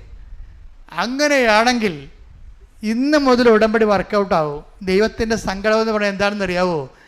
ദൈവം പ്രവർത്തിക്കണതല്ല പ്രശ്നം, പ്രവർത്തിച്ചിട്ട് നമ്മൾക്ക് അത് അനുഭവിക്കാൻ പറ്റണില്ലല്ലോ എന്നുള്ളതാണ് പ്രശ്നം. മനസ്സിലായില്ലേ? ദൈവം പ്രവർത്തിക്കുന്നുണ്ട്, പക്ഷെ പ്രവർത്തിച്ചിട്ട് നമുക്കത് അനുഭവിക്കാൻ പറ്റണില്ല. ഇപ്പം ചില ആൾക്കാർ പറയുന്നില്ലേ, മരുന്ന് കയറണില്ല എന്ന് പറയും. ഇഞ്ചക്ഷനുണ്ട്, ഡോക്ടർ എഴുതി കൊടുത്ത ഇഞ്ചക്ഷൻ മാർക്കറ്റിൽ നിന്ന് വാങ്ങിച്ചിട്ടുണ്ട്, മെഡിക്കൽ സ്റ്റോറിൽ നിന്ന് വാങ്ങിച്ചിട്ടുണ്ട്, അത് കുത്തിവെക്കാൻ ഒരു നേഴ്സുണ്ട്. പക്ഷേ നേഴ്സിന് എന്താ സംഭവിച്ചിരിക്കണത്? പൾസ് കിട്ടണില്ലെന്ന്. അതാണ് പ്രശ്നം. ഞരമ്പ് കിട്ടണില്ല. ബാക്കി അവിടെ ഇതൊന്ന് ചിന്തിച്ച് നോക്കിയേ, നിങ്ങൾ ചിന്തിച്ച് നോക്കിയേ. അതായത് മരുന്നുണ്ട്, രോഗം കണ്ടുപിടിച്ചു, അതിന് മരുന്നുണ്ട്, മരുന്ന് അവൈലബിളാണ്, അത് പൈസ കൊടുത്തത് വാങ്ങിച്ചു, അത് കുറിക്കാൻ വേണ്ടി ഡോക്ടർ കുറിച്ച് തന്നിട്ടാണ് നമ്മൾ വാങ്ങിച്ചത്, അതിനനുസരിച്ച് കുത്തിവെക്കാൻ വേണ്ടി നേഴ്സും വന്നിട്ടുണ്ട്. പക്ഷേ എന്താ പ്രശ്നം? ഞരമ്പ് കിട്ടണില്ല. അതാണ് പ്രശ്നം. അവിടെ ഇവിടെ ഇടിച്ചൊക്കെ നോക്കണം, തിരുമ്പി നോക്കണം, പക്ഷേ ഞരമ്പ് കിട്ടണില്ല. ദൈവത്തിന് എല്ലാ ഉടമ്പടിയുണ്ട്, ഉടമ്പടിയിലൂടെ എല്ലാ വിഷയത്തിലും അനുഗ്രഹമുണ്ട്, നേർച്ച വസ്തുക്കളുണ്ട്, പക്ഷെ ഞരമ്പ് കിട്ടണില്ല. അതാണ് പ്രശ്നം. എന്താ കാര്യം? നിങ്ങളുടെ ഉള്ളിലോട്ട് ഇത് തള്ളിക്ക് ഈ മരുന്ന് കയറണില്ല. മരുന്ന് എന്താ കയറാത്ത എന്താ കാര്യം? വൈരാഗ്യമുണ്ട്, വിദ്വേഷമുണ്ട്, അതുപോലെ തന്നെ പലതരത്തിലുള്ള പാപങ്ങളുണ്ട്. ഇനി ഈ ഉടമ്പടിക്കാലം കഴിഞ്ഞാൽ വീണ്ടും മുമ്പത്തേക്കാൾ ഇരട്ടി പാപം ചെയ്യാൻ വേണ്ടി തീരുമാനിച്ചിട്ടുണ്ട്. ഇതെല്ലാം കൊണ്ട് ഞരമ്പ് കിട്ടണില്ല. ഈ ഞരമ്പ് കിട്ടാത്ത രോഗികൾ ഉടമ്പടി എടുക്കാതിരിക്കണം നല്ലത്. എന്താ കാര്യം? ആദ്യം നിങ്ങളിത് കറക്റ്റ് ചെയ്യണം. കാര്യം ഉടമ്പടി ഇന്ന് വരെ ഉള്ളതിൽ ഏറ്റവും ഉന്നതമായ മനുഷ്യരക്ഷാ പ്രവർത്തനത്തിൻ്റെ ദൈവിക നടപടിക്രമമാണത്. അപ്പോൾ അതുകൊണ്ട് തന്നെ നിങ്ങൾ ക്രിസ്തുവിൻ്റെ നാമത്തെ പ്രതി ചില കാര്യങ്ങൾ ക്ഷമിച്ച് കളയണം, അല്ലെങ്കിൽ ഞരമ്പ് കിട്ടത്തില്ല. ക്രിസ്തുവിൻ്റെ നാമത്തെ പ്രതി നിങ്ങളോട് തന്നെയാണ് അപരാധം കാണിച്ചത്, ഒരു സംശയമില്ല.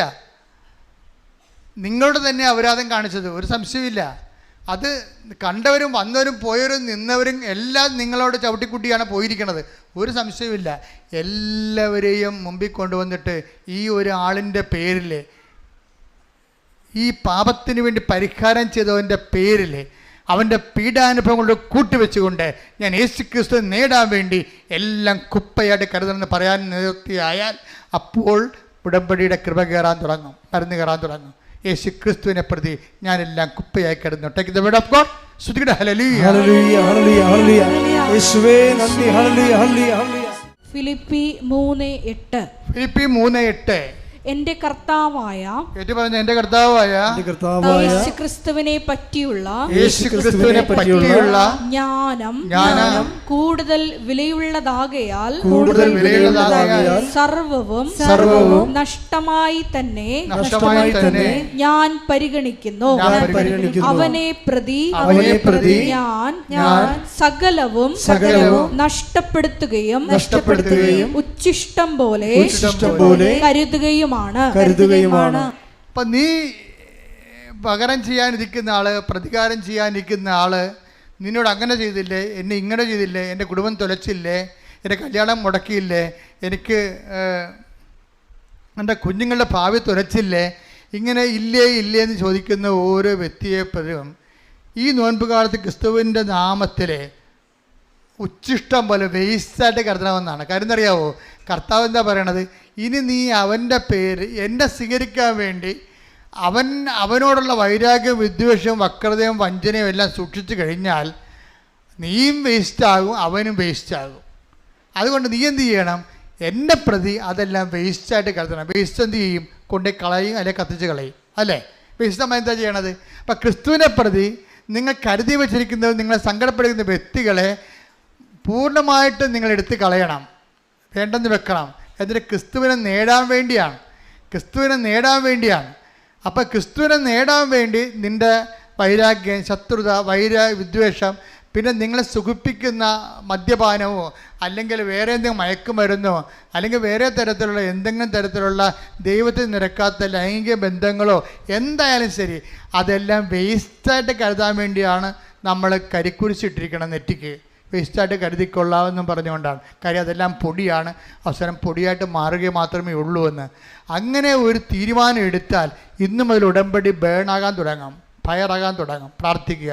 കർത്താവായ ദൈവമേ, ക്രിസ്തുവിന് നിരക്കാത്ത എല്ലാ അരൂപികളെയും ക്രിസ്തുവിനെ പ്രതി ഉച്ചിഷ്ടം പോലെ കരുതുവാൻ എനിക്ക് അഭിഷേകം നൽകണമേ.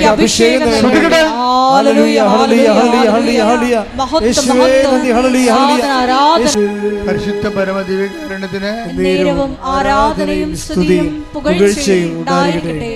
പരിശുദ്ധ പരമദിവ്യകാരുണ്യത്തിന് ആരാധനയും സ്തുതിയും പുകഴ്ചയും ഉണ്ടായിരിക്കട്ടെ. ഇപ്പം നിങ്ങൾ അനിത ടോമിയുടെ ചരിത്രം കേട്ടപ്പോൾ നമുക്ക് മനസ്സിലായില്ലേ? അനിത ടോമിയെ ഇറീന എന്ന് പറയുന്നൊരു പ്രേക്ഷിതയാണ് കൃപയിലേക്ക് കൊണ്ടുവരണത്. പക്ഷേ അതിനേക്കാൾ വരി നമുക്ക് ചിന്തിക്കാനുള്ളത്, അവരെ സൈക്കാട്രിസ്റ്റ് അവരെ സൈക്കാട്രിലോട്ട് വിട്ടതാണ്, ഡിപ്രഷനാണെന്നും പറഞ്ഞുകൊണ്ട്. അവർ ക്യാൻസർ പേഷ്യൻ്റാണ്. അപ്പോൾ ഇത്രയും ബുദ്ധിമുട്ട് നിൽക്കുന്ന ഒരു വ്യക്തി എങ്ങനെയാണ് ഇത്ര പെട്ടെന്ന് ഇന്ന് കാണുന്ന നിലവാരത്തിലേക്ക് ഉയർന്നത്? എങ്ങനെയാണ്? അത് മെഡിക്കേഷൻ കൊണ്ടല്ല, ശരിക്കും പറഞ്ഞാൽ ഒരു സാങ്കേതികമായ നൈപുണ്യം കൊണ്ടല്ല, മറിച്ച് എന്താണ്? അതായത് നമ്മളെ കഴിഞ്ഞ ദിവസം നമുക്ക് കണ്ടതാണ്. അതായത് നമ്മളിപ്പോൾ വെള്ളിയാഴ്ച ഉപവസിക്കുന്നവരുണ്ട്, ചൊവ്വാഴ്ച ഉപവസിക്കുന്നവരുണ്ട്, ഉടമ്പടി എടുക്കുക, അത് നോൻപിൻ്റെ ഉപവാസങ്ങൾ. ഉടമ്പടി എടുക്കുന്നവർ ബുധനാഴ്ച ഉപവസിക്കുക. അപ്പോൾ ശ്രദ്ധിക്കേണ്ട ഇതാണ്, ചൊവ്വാഴ്ച വെള്ളിയാഴ്ച ഉപവസിക്കേണ്ടത്. നോൻപിൻ്റെ ഉപവാസം എന്ന് പറയുന്നത് വെള്ളിയാഴ്ചയാണ് സാധാരണ കൂടുതലായിട്ട് വരണത്. അപ്പോൾ എല്ലാ ദിവസവും പച്ചരിക്കറി തന്നെ ഉപയോഗിക്കുന്നത് ഒത്തിരി പേരുണ്ട്, സഭയിൽ ഒത്തിരി പേരുണ്ട്. പക്ഷേ നിങ്ങൾ നല്ല കാര്യമാണ് ചെയ്യണത്. പക്ഷേ പ്രാർത്ഥനാ ജീവിതവും അതുപോലെ തന്നെ സുവിശേഷ സാക്ഷ്യ ജീവിതവും അതനുസരിച്ച് ക്രമീകരിക്കണം. കാര്യം നോൻപും ജീവിതവുമായിട്ടാണ് കണക്ട് ചെയ്യേണ്ടത്.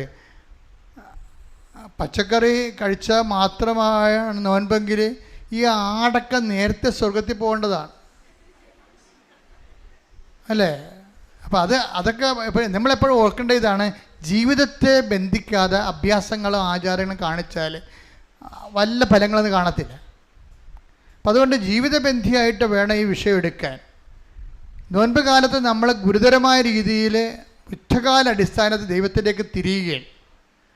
അതുകൊണ്ട് വചന വായനയും ഭയങ്കര സ്നേഹത്തോടെ വേണം വചനം വായിക്കാൻ. നിങ്ങൾ വചനം വായിക്കണ പലരും സാങ്കേതികമായിട്ടാണ് വായിക്കണത്. ഇപ്പം ഞാനൊക്കെ വായിക്കുമ്പോൾ കണ്ണ് നിറയും. അത് ഇന്ന സമയമൊന്നുമില്ല, സമയം പരിശുദ്ധാത്മാവ് തോന്നിക്കണ എല്ലാ സമയത്തും ഞാൻ വചനം വായിക്കുമ്പോൾ തന്നെ കയ്യിലെടുക്കുമ്പോൾ തന്നെ നമുക്കൊരു വൈബ്രേഷൻ ഉണ്ടാകും. വചനം എന്നുകൊണ്ട് അത്ര അനോയിൻറ്റിൽ എഴുതിയിരിക്കുന്ന സംഭവമാണ്. നിങ്ങൾ സാധാരണ പുസ്തകം എടുക്കണ പോലെ ബൈബിൾ എടുക്കുമ്പോഴാണ് ഈ കുഴപ്പമുണ്ടാകുന്നത്. എന്നിട്ട് ചരിത്രം വായിക്കുന്ന പോലെ വായിക്കും. അതല്ല സംഭവം. ഈ വചനം തന്നെ ആദ്യം വചനമുണ്ടായിരുന്നു, വചനം ദൈവത്തോടെയായിരുന്നു, വചനം ദൈവമായിരുന്നു. അപ്പം ദൈവത്തെ നമ്മൾ കയ്യിലെടുക്കുകയാണ് അക്ഷരരൂപത്തിൽ. അത് വായിച്ച് ശബ്ദം കൊടുക്കുമ്പോൾ ദൈവം നമ്മോട് സംസാരിക്കുകയാണ് എന്നുള്ള ബോധ്യത്തിൽ നമ്മൾ കൃത്യമായിട്ടാണ് വചനം വായിക്കണമെങ്കിൽ നിങ്ങൾ വചനം എടുക്കുമ്പോൾ തന്നെ വായിക്കരുത്. വചനം വായിക്കരുത്. ഉടമ്പടിയിൽ അരമണിക്കൂർ വചനവാനയില്ലേ, അരമണിക്കൂർ വചനം അപ്പം തന്നെ എടുക്കുമ്പോൾ തന്നെ വചനം വായിക്കരുത്. എടുത്തിട്ട് 5 മിനിറ്റ് അല്ലെങ്കിൽ 2 മിനിറ്റ് വെറുതെ ഇരിക്കണം, മൗനമായിട്ടിരിക്കണം. എന്താണ്? കർത്താവ് എന്നോട് സംസാരിക്കാൻ പോവുകയാണെന്നുള്ള ഒരു ഒരുക്കം, മാനസിക ഒരുക്കം ഉണ്ടാകണം. കർത്താവ് എന്നോട് ഇപ്പോൾ സംസാരിക്കും. എന്നിട്ട് വേണം നിങ്ങൾ ഇത് വായിക്കാൻ. വായിച്ചു വരുമ്പോൾ ഒരു 2 സെൻറ്റൻസൊക്കെ വായിച്ചിട്ട് ഒരു സ്വർഗസ്ഥനായ പിതാവ് ചെല്ലണം, ഒരു നന്മ നിറഞ്ഞവരെയും ചെല്ലണം. അപ്പോൾ നമുക്ക് മധ്യസ്ഥ പ്രാർത്ഥന കിട്ടും. എന്നിട്ട് പിന്നെയും വായിക്കണം. പിന്നെ ഒരു സ്വർഗസ്ഥനായി ചെല്ലണം, ഒരു നന്മ നിറഞ്ഞു പറയുകയും ചെല്ലണം. കാരണം ഈ സ്വർഗസ്ഥനായ പിതാവ് നന്മ നിറഞ്ഞു പറയുക എന്ന് വെച്ചാൽ ഇട്ടിപ്പെട്ട് പ്രാർത്ഥനയാണ്, മുഴുവൻ വചനമാണ്, അതിലൊന്നും ഒന്നും തിരിയാനൊന്നുമില്ല. നിങ്ങളെ കസ്തർക്കാൻ വസ്ത്രം കയ്യിൽ നിന്നൊക്കെ ഇട്ട് സ്വയം പ്രേരിത പ്രാർത്ഥന ചെല്ലുമ്പോൾ മുഴുവൻ നിങ്ങളുടെ പ്രാർത്ഥനയല്ലേ, അതിൻ്റെ അകത്ത് ദൈവവചനം ഇരിക്കണേ. പക്ഷേ നന്മ നിറഞ്ഞ മറിയത്തിൽ മുഴുവൻ ദൈവവചനമാണ്, സ്വർഗസ്ഥനായ പിതാവ് മുഴുവനും ദൈവവചനമാണ്. അപ്പോൾ ഇത് നമ്മൾ വചനമായിരിക്കുമ്പോൾ ദൈവവചനം തന്നെ പ്രാർത്ഥനയുടെ ഭാഗമാക്കാൻ നോക്കണം. അപ്പോൾ അത് ദൈവവചനം വായിച്ചു കഴിയുമ്പോൾ പിന്നെ കർത്താവ് തോന്നും സംഭവം നമ്മൾ സീരിയസ് ആണെന്ന് തോന്നിക്കഴിഞ്ഞാൽ കർത്താവ് നമ്മളെ ഇൻട്രാക്ട് ചെയ്യാൻ നോക്കും. നമ്മളുമായിട്ട് നമ്മുടെ ജീവിതമായിട്ട് പോകുന്ന കാര്യങ്ങൾ കർത്താവ് സംസാരിക്കും വചനത്തിലൂടെ. കൂട്ടിക്കണക്കിന് മനുഷ്യരോടാണ് കർത്താവ് ഓരോ നിമിഷവും സംസാരിക്കണത്. അവരൊക്കെ ഇട്ടിച്ചു പൊളിച്ച് ജീവിക്കണത് ഈ പുസ്തകം കയ്യിലുള്ളത് കൊണ്ടാണ്. അപ്പോൾ അതുകൊണ്ട് ഉടമ്പടി എന്ന് പറയണത്, പ്രത്യേകിച്ച് നോൻപ് കാലം കൂടി ആകുമ്പോൾ ഇനി വചനം വായിക്കുകയും പ്രാർത്ഥിക്കുകയും. ചിലരിങ്ങനെ ഒറ്റയടിക്ക് ഇങ്ങനെ വായിച്ചു പോകും. ഒറ്റയടിക്ക് വായിക്കണതിന് കുഴപ്പമില്ല, പക്ഷേ അഭിഷേകം ഉണ്ടെന്ന് ഉറപ്പ് വരുത്തണം. വചനം വായിക്കാൻ തുടങ്ങുമ്പോൾ തന്നെ നമ്മുടെ മനസ്സൊക്കെ ഇങ്ങനെ സന്തോഷം കൊണ്ട് ഇങ്ങനെ നിറയും, രൂപങ്ങളൊക്കെ ഇങ്ങനെ എഴുന്നു നിൽക്കും, കണ്ണൊക്കെ ഇങ്ങനെ നിറഞ്ഞു വരും, ദൈവസ്നേഹം ഇങ്ങനെ എടുത്ത് തുളുമ്പും. അങ്ങനെ ഒരു ടീച്ചറാണെങ്കിൽ കണ്ടിന്യൂ ആയിട്ട് വായിക്കാൻ പറ്റും, അത് തീരണ വരെ വായിക്കാൻ പറ്റും. അങ്ങനെ ഇല്ലെന്നുണ്ടെങ്കിൽ 2 മിനിറ്റ് വായിക്കുക, ഒരു സ്വർഗസ്ഥനായ പിതാവ് ചെല്ലുക, ഒരു നന്മ നിറഞ്ഞു ചെല്ലുക, പിന്നെയും 2 മിനിറ്റ് വായിക്കുക. അങ്ങനെ വായിച്ച് പോകുമ്പോൾ എപ്പോഴാണ് നമുക്ക് നിർത്താൻ തോന്നുന്നത് അപ്പം നിർത്തിയിട്ട് പോവുക. അല്ലെങ്കിൽ അരമണിക്കൂർ വായിക്കണമെന്നുണ്ട്, ഭാഷ നോക്കി സമയം വായിച്ച്, ഭാഷ നോക്കി സമയം വായിച്ച്, അങ്ങനെ ദൈവത്തിന് കൈയും കാലും കടിച്ച് ഭീഷണിപ്പെടുത്തരുത്. അതല്ല, അതൊരു വായിക്കുന്ന സമയത്ത് 5 മിനിറ്റ് വായിച്ച്, ശ്രദ്ധയോടെ വായിച്ച്, സ്നേഹത്തോടെ വായിച്ചു, ഓവർ. പിന്നെ നമുക്ക് സമയം കിട്ടുമ്പോൾ ഒന്നും പോയി വായിക്കണം.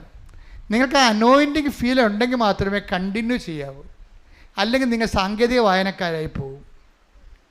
നിങ്ങൾക്ക് ഫീൽ ചെയ്യുന്നുണ്ടോ, ഓക്കെ ഞാൻ കർത്താവിൻ്റെ കൂടെയാണ്, കർത്താവ് എന്നോട് സംസാരിക്കുന്നുണ്ട്, ഞാൻ കർത്താവിനെ കേട്ടുകൊണ്ടിരിക്കുകയാണ് എന്നൊക്കെ തോന്നുകയാണെങ്കിൽ you can continue the reading.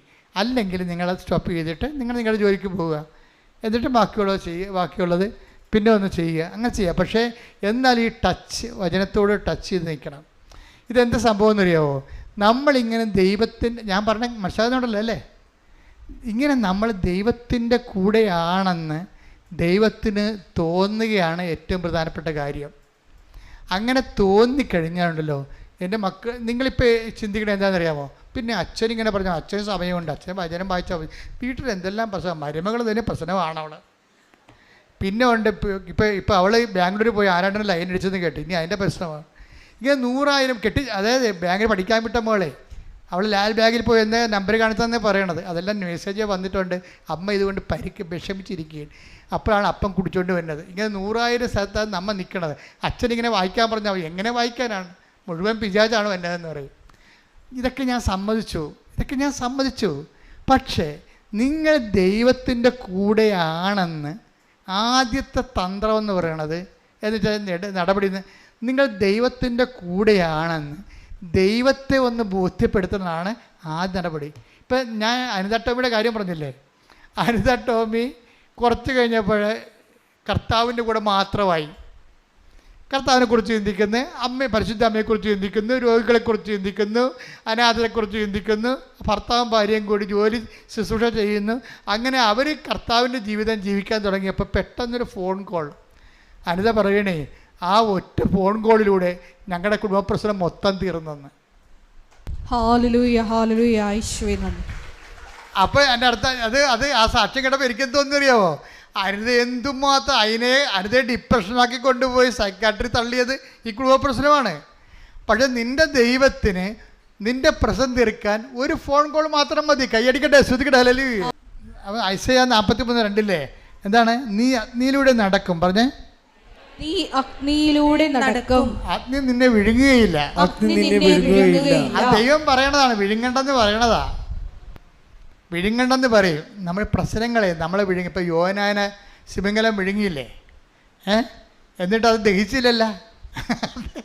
യോനാനെ തിമിംഗലം വിഴുങ്ങി. കഴിഞ്ഞ സെപ്റ്റംബർ മാസത്തിൽ ഞാൻ താമസിച്ചത് ഇസ്രയേലിൽ ധ്യാനിപ്പിക്കാൻ പോയപ്പോൾ താമസിച്ചത് ഈ കടലിൻ്റെ അരികിലാണ്.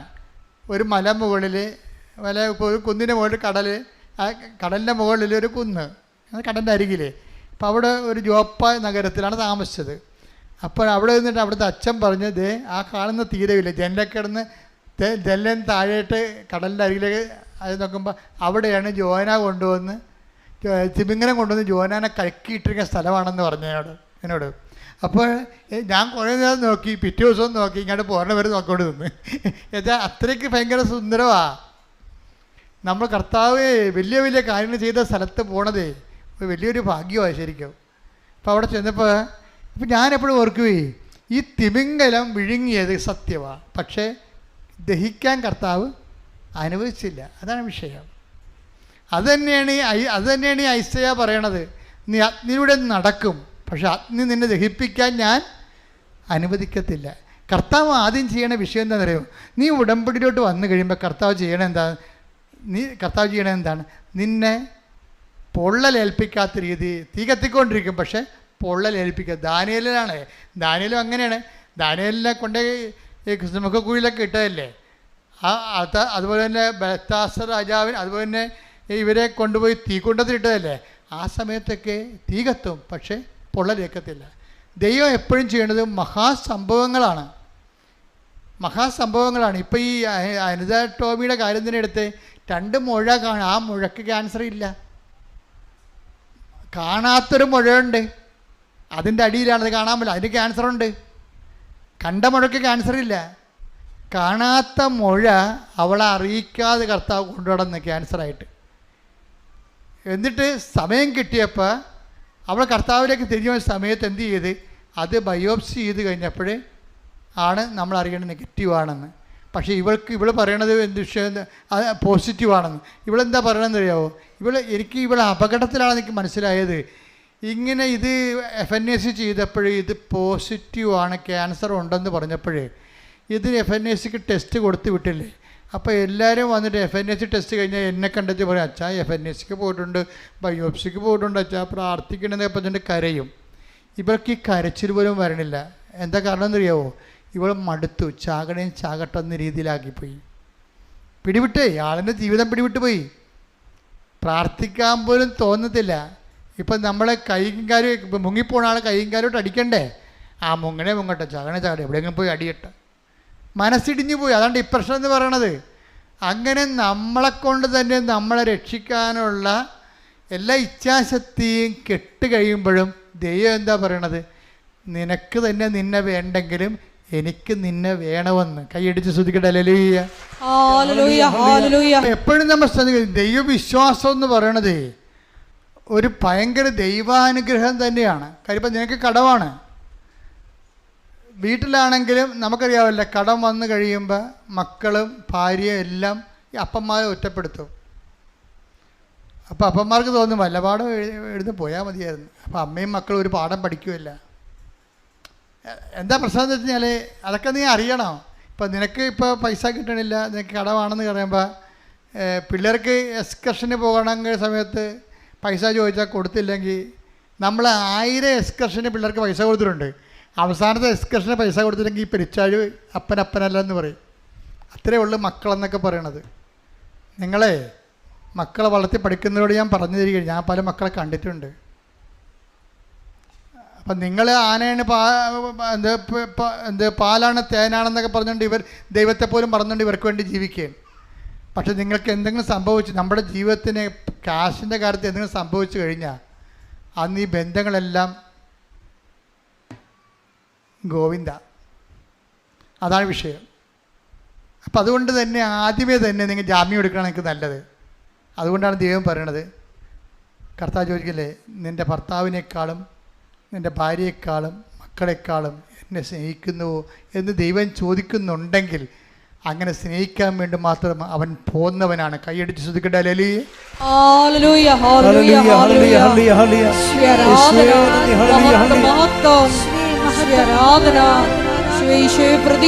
എല്ലാം ഉച്ഛിഷ്ടമായി കണക്കാക്കുവാൻ ഈ ആരാധനയിലൂടെ ഞങ്ങൾ അഭിഷേകം ചെയ്യണമേ.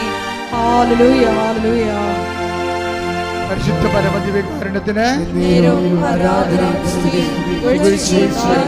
വിശ്വസിക്കാൻ തോന്നണത് തന്നെ ഒരു ദൈവാനുഗ്രഹത്തിൻ്റെ ലക്ഷണമാണ്. പിന്നെ നിങ്ങൾക്ക് കറണ്ടുണ്ട്, സിംഗിൾ ഫേസ് ആണെങ്കിലും ഉണ്ട്. ഇനി നിങ്ങളത് ബൂസ്റ്റ് ചെയ്ത് ഉടമ്പടിയിലോട്ട് വരുമ്പോൾ പെട്ടെന്നാണ് കത്തിപ്പിടിക്കണത്. അപ്പോൾ നിങ്ങൾ ഇതിനെല്ലാത്തിനെയും അതിജീവിക്കും. ഒരു കാര്യം നമ്മൾ അനിത എന്ന് മനസ്സിലാക്കിയ കാര്യം വെച്ചാൽ അവൾക്ക് തന്നെ അവളെ വേണ്ടാത്ത സമയമുണ്ടായിരുന്നു. അവൾക്ക് തന്നെ അവളെ വേണ്ടാത്ത സമയം. അതാണ് ഇങ്ങനെ ഡിപ്രഷൻ അടിച്ചിട്ട് മരിക്കട്ടെ, ആർക്ക് ചെയ്താം, എനിക്ക് ചെയ്താവില്ല, പിന്നെ എന്തിനാ നാട്ടുകാർക്ക് ചെയ്താം എന്ന രീതിയിലേക്ക് വരുമ്പോഴും എന്താ പറ്റണത്? ആ ദൈവത്തിൻ്റെ ആ കുടുംബത്തിൽ, ഞാനിപ്പോൾ ഈ കുടുംബത്തിൻ്റെ ആധ്യാത്മികത എപ്പോഴും പറയുന്നത്, എൻ്റെ മക്കളെ, കുടുംബത്തിൽ ഇപ്പം പല വ്യക്തികൾക്കും പല സമയത്താണ് ഇതുപോലെ ന്യൂനമർദ്ദം ഉണ്ടാകണതേ. ന്യൂനമർദ്ദമാണല്ല നമുക്ക്, അതായത് നമ്മുടെ പവറെല്ലാം വേറെ സ്ഥലത്തേക്ക് പോവുകയും നമ്മൾ നിസ്സഹായമായി നിൽക്കുകയും ചെയ്യുമ്പോൾ മരണബോധം വന്ന് വലിച്ച് ഇവിടെ നമ്മൾ കയറി വരും. അങ്ങനെ വരുമ്പോഴാണ് നമുക്ക് ആത്മഹത്യനൊക്കെ തോന്നുന്നത്. പക്ഷെ ഒരു കാര്യമുണ്ട്, നമ്മൾക്ക് ഒരു കൃപ നമ്മുടെ കുടുംബത്തിലുണ്ടെങ്കിൽ ഇപ്പം ആചാരമൊക്കെ നടത്താം, പള്ളിയിൽ പോകാം, കുർബാനയ്ക്കുള്ള നടത്താം.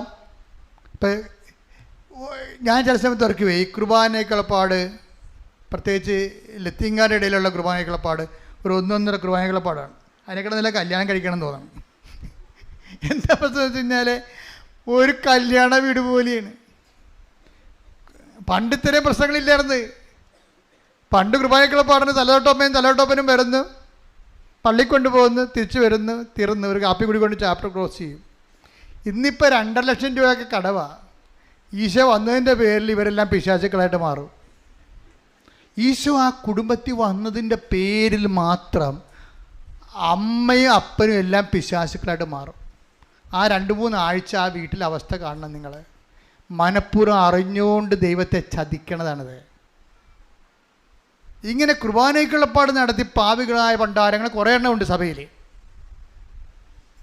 അപ്പോൾ ഇങ്ങനെ നിങ്ങളിതെല്ലാം കണ്ടിട്ട് ഓരോ സംഭവങ്ങൾ കഴിയുമ്പോൾ ഇവർ വിശുദ്ധരാണെന്നോ ദൈവത്തിന് അടുപ്പമുണ്ടെന്നോ ഒന്നും അർത്ഥമില്ല. ഓരോ ആചാരങ്ങളും അർത്ഥം അറിയാതെ ആചരിച്ച് അനാചാരങ്ങളാക്കിയിട്ട് ആത്മഹത്യ ചെയ്യണ ആൾക്കാർ ചെയ്യണത്. യഥാർത്ഥത്തിലുള്ള അരൂപിയിലാണ് ഇതൊക്കെ ചെയ്യണമെന്നുണ്ടെങ്കിൽ ഒരു പ്രൊട്ടക്ഷൻ കിട്ടും, നമുക്ക് ഒരു സംരക്ഷണം കിട്ടും ദൈവത്തിൻ്റെ. ഇപ്പം അനിത ടോമിയെ ദൈവം സംരക്ഷിച്ചില്ലേ? അവൾക്ക് പോലും അവളെ വേണ്ടാത്ത സമയമായില്ല. അവൾക്ക് പോലും അവളെ വേണ്ട, അവൾക്ക് ഡിപ്രഷനാണ്. അപ്പോൾ അവൾ പറയണത് ചാകട്ടെ, ഒരു മരുന്നും വേണ്ട എന്ന് പറയുമ്പോഴവിടെ മനസ്സിൽ തോന്നും, ആരെങ്കിലും ഈശോനോട് ബന്ധമുള്ള ആരോടെങ്കിലും ഒന്ന് സംസാരിച്ചാൽ കൊള്ളാമായിരുന്നു.